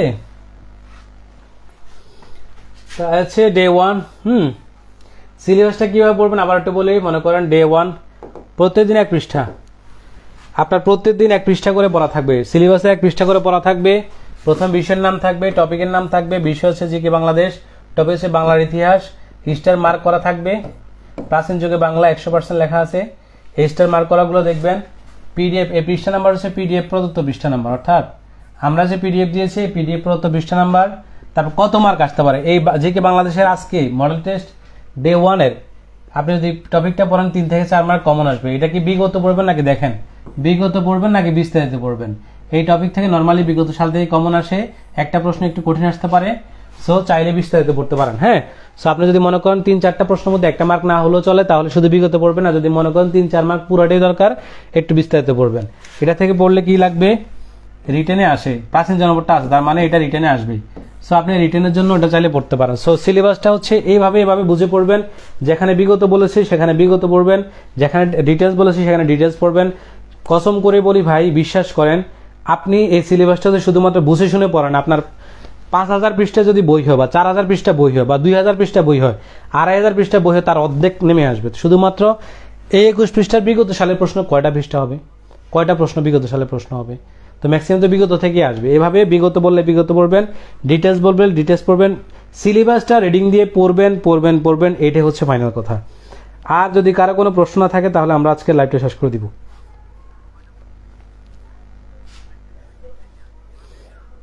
কারো কোনো প্রশ্ন নাই মনে হয় না? এই এরা কই আজকে এক্সামের কি 120? আস্তাগফিরুল্লাহ। ফাইজা ফজি কি ফাউজিয়া আফরোজ আপু, আপনি পুরাতন ব্যাচের স্টুডেন্ট, এতক্ষণ আমি কার কাছে ওয়াচ করলাম? 120 কেন আপু? ইনশাল্লাহ আমরা 140 প্লাস পাবো, আমরা 140 প্লাস ইনশাল্লাহ কমন পাবো। 120 কিসের? স্বপ্ন সবসময় বড় দেখবেন। আপনি কষ্ট করতেছেন, যেভাবে কষ্ট করেন এভাবে 150-এর মতো কমন আসার কথা, কিন্তু আমাদের তো আর সব মনে থাকবে না। মনে থাকার মতো 140 আপনি কমন ইনশাল্লাহ পাবেন। কমন তো আপনার 150 প্লাসই আসবে। যে কোনো এক সাইড বই পড়লে কমন 150-এর মতো আশেপাশে আসে, কিন্তু আপনার তো সব মনে থাকবে না। হিসাব করে আপনি 140 কমন পাবেনই ইনশাল্লাহ। এর মধ্যে ভুল টুল করে হলো 130-এর নিচে কোনোভাবে পাবেন না। যদি আমি যেভাবে কথা বলি এভাবে পড়েন, 120 দিন আপনি আমাকে দিয়ে দেন, আমাকে ভাই যেভাবে বলছে এভাবেই পড়বো, আপনি 40 ইনশাল্লাহ কমন পেয়ে যাবেন। আর কার কোনো প্রশ্ন আছে? কিডনির ব্যথাটা বাড়ছে আমার।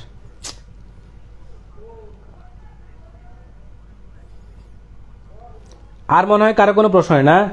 এই মেসেঞ্জার গ্রুপে যদি আজকে ক্লাসের পরে যদি এই প্রশ্ন করেন, জানা প্রশ্ন কেউ করেন, আমি কোনো প্রশ্ন অ্যান্সার দিব না। সোজা কথা, আমি এত সুন্দর করে আসলাম, এই জিনিসটা দেখালাম, এই জিনিসটার পরে যদি আবার নতুন করে প্রশ্ন করেন, আমি কিন্তু কোনো প্রশ্ন অ্যান্সার দিব না। কারো কোনো প্রশ্ন থাকলে করে ফেলেন। সো সিলেবাসটা আমি একটু সামারি করে দেই। সিলেবাসটা এভাবে দেখে শুনে, এই যে এভাবে দেখে শেখে পড়বেন।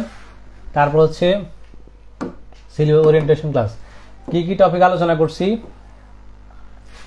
Syllabus, regular exam, final exam, হ্যাঁ, PDF, time, question syllabus, question answer upload, answer sheet submit, group registration number, remove, problem solve. এটা আমাদের ব্যাচে ভর্তি হলে কি কি পাবেন, এই যে কোর্স ফি কত 2550, কি কি আছে এগুলো সব কিছু কথা বলছি। হ্যাঁ, 7 ঘন্টা পড়াশোনা, এগুলো নিয়ে কথা বলছি। তারপর আমরা কথা বলছি কি নিয়ে, আচ্ছা আমরা গ্রুপের কথা বলছি। হ্যাঁ, মেসেঞ্জার গ্রুপে, আচ্ছা এরপর হচ্ছে আমরা যে 14তম ব্যাচ, হ্যাঁ 14তম ব্যাচের কথা বলছি, 14তম ব্যাচের কথা বলছি, ঠিক আছে। এই 14তম ব্যাচের কথা বললাম, 14তম ব্যাচের সবাই অ্যাড থাকবেন। মেসেঞ্জার গ্রুপের কথা বলছি, 14তম ব্যাচের কথা বলছি। আরেকটা জিনিস হচ্ছে কি করবেন, ও আরেকটা কথা, সব সময় আরেকটা কথা হচ্ছে, ও আচ্ছা, এ দেখেন এখানে কি করবেন,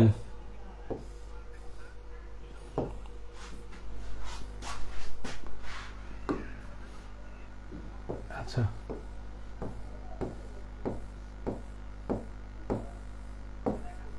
আচ্ছা, এটা তো অ্যাড আসেনি। হ্যাঁ, আরেকটা কাজ করবেন হচ্ছে আপনি পেজে, আরেকটা কাজ করবেন, সব সময় পেজে আপডেট রাখবেন। কি রাখবেন? পেজে আপডেট রাখবেন। কি রাখবেন? আমার পেজে আমি সাম্প্রতিক আপলোড করব, বিভিন্ন সাজেশন আপলোড করব, বা বিভিন্ন লেখালেখি করব। পেজটা আমার পেজে তো আর প্রেমের কাহিনী বলা হবে না। সো পেজের মধ্যে যে পোস্টগুলো দিব চেষ্টা করবেন প্রত্যেকটা মানে ভিডিওগুলো একটু কাইন্ডলি দেখার জন্য। কেমন? সরি, ভিডিও বলেন, পেজে কোনো সাম্প্রতিক বলেন, যে কোনো কিছু বলেন, এই পোস্টগুলো দেখেন। আমি এটা তো আমার আইডি ঢুকে গেছি। হ্যাঁ নাকি? আচ্ছা আচ্ছা,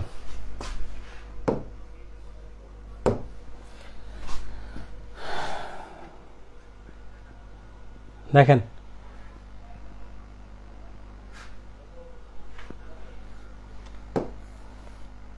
দেখেন পেজে সবসময় দিয়ে খেয়াল করেন। আপনারা কি করবেন, এখানে পেজে এখানে কি পাবেন? ফলো বাটন পাবেন। হ্যাঁ, যারা যারা পেজে ফলো দিয়ে রাখবেন, এখানে পেজে ফলো দিয়ে রাখবেন, ফলো বাটন থাকবে, ফলো দিয়ে রাখবেন। তারপর দেখেন আমি এখানে বিভিন্ন পোস্ট করব। হ্যাঁ দেখেন আমি, আচ্ছা, জব সার্কুলার সব, আচ্ছা এটা তো ইমোশনাল কথা। এখানে দেখেন মাস্টার প্ল্যানই বলছি। দেখেন দেখেন আমি যে এখানে ভূমি সামরিকের প্রশ্ন সলভ করলাম, দেখেন তো এখানে গেলে আপনি কিছু নতুন প্রশ্ন পাবেন না। এই প্রশ্নগুলো যখন পেজে বিভিন্ন প্রশ্ন, সাম্প্রতিক প্রশ্ন আপলোড দিব, দেখেন আপনার যে রিসেন্ট জব সলিউশনের পড়া কথা বলেন, আমার পেজ ফলো করলে তো আপনি অনেক কিছু লাগবে, কিনা লাগবে না। দেখেন ভূমি সামরিকের পরীক্ষা হয়েছিল ক্যান্টনমেন্ট, আমার গত বছর আমি এটা পরীক্ষা দিয়েছি, প্রিলি পাস করছি, রিটেনও হয়েছে। আমি পরের ফাইনালি এটাতে যাইনি, আমার ব্যাংকে জব হয়ে যায়, আমি ওইটাতে চলে যাই। হ্যাঁ, সামরিকে দেখেন, দেখেন সামরিকে কি ধরনের প্রশ্ন আসছে, এই যে র্যাঙ্ক পদমর্যাদা বিসিএস এর প্রশ্ন, রত্ন পরীক্ষা বিসিএস এর প্রশ্ন, দেখেন 46 এর প্রশ্ন, ম্যাক্সিমাম গুলো বিসিএস এর প্রশ্ন। এগুলো সলভ করবেন, মাঝে মাঝে যখন পেজে আসবেন। দেখেন যারা বিমানে পরীক্ষা দিবেন, দেখেন এখানে সাজেশন আকারে পোস্ট করছি, এইগুলো কালেকশন করে রাখবেন, পড়বেন, চেষ্টা করবেন, পড়বেন। এরপর দেখেন সাহিত্যের কি জন্মসাল মৃত্যুসাল, এগুলা কি, আচ্ছা এটা আমাদের ব্যাচ কয়টা মেম্বার আছে এগুলো নিয়ে আজকে সকালে একটা লাইভ পড়ছিলাম, ওই যে বিমানের পরীক্ষাটা নিয়ে একটু তখন। আচ্ছা, এরপর হচ্ছে আমি যে সকালবেলা প্রতিদিন উঠে ব্যায়াম করি, পরিবর্তনটা আনার চেষ্টা করছি, যেটা নিয়ে প্রতিদিন একটা সকালে পোস্ট করি, এটা দেখা দরকার। গ্রাউন্ড স্টেশনে প্রিলি সাজেশন দিয়েছি, দেখেন দেখেন। হ্যাঁ, তারপর হচ্ছে এটা আপনাদের রেজিস্ট্রেশন নাম্বারের পোস্ট, দেখেন চেষ্টা করি আপনার হচ্ছে পোস্টগুলো, হ্যাঁ ভিডিও আপলোড করব, এইগুলো দেখবেন, ভিডিওগুলো দেখবেন, পোস্টগুলো দেখবেন, এখানে আপনি অনেক কিছু জানার পাবেন। হ্যাঁ, সো এই হচ্ছে কথা। আশা করি আমার মনে হয় আপনাদের আর কোনো প্রশ্ন নাই।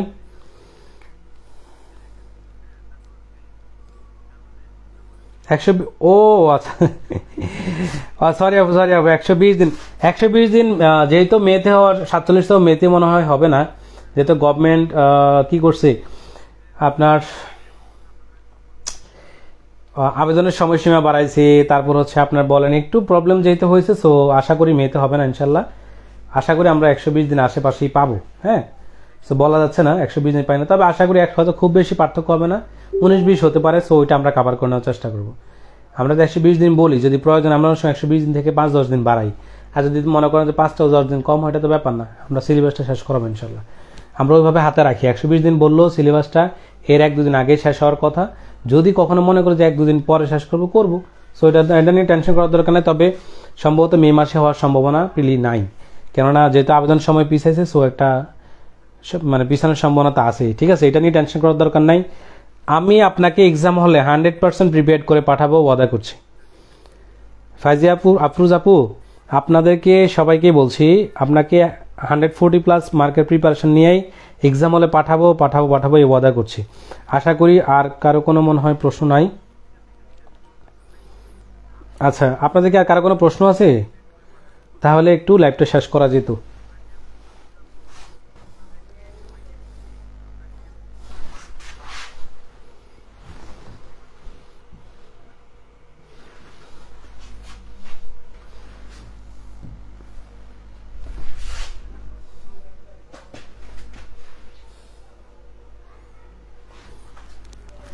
আমার মনে হয় আর কার কোনো মানে প্রশ্ন নাই। আর যারা নতুন দেখতেছেন, যারা ভর্তি হন নাই, তারা চাইলে 2550 টাকা দিয়ে ভর্তি হতে পারেন আজকের মধ্যে। কোর্স সিট শেষ, সিট আর নাই, যা বললাম পরে আবার রিকোয়েস্ট করবেন, ঝামেলা। কোর্স এখনো যেহেতু আমাদের 13 তারিখ শুরু হবে, সো জন্য চাইলে ভর্তি হতে পারেন। এখানে ডিটেলস দেওয়া আছে, হ্যাঁ, ভিডিওর উপরে ডিটেলস দেওয়া আছে। আর কারো কোনো মনে হয় প্রশ্ন নাই? হ্যাঁ, আমি তাহলে শেষ করতেছি। 14তম ব্যাচের এই আজকের আলোচনার পরে যদি কেউ কোনো প্রশ্ন করে, যেটা আমি ভিডিওতে আলোচনা করছি, আমি অ্যান্সার দিব না।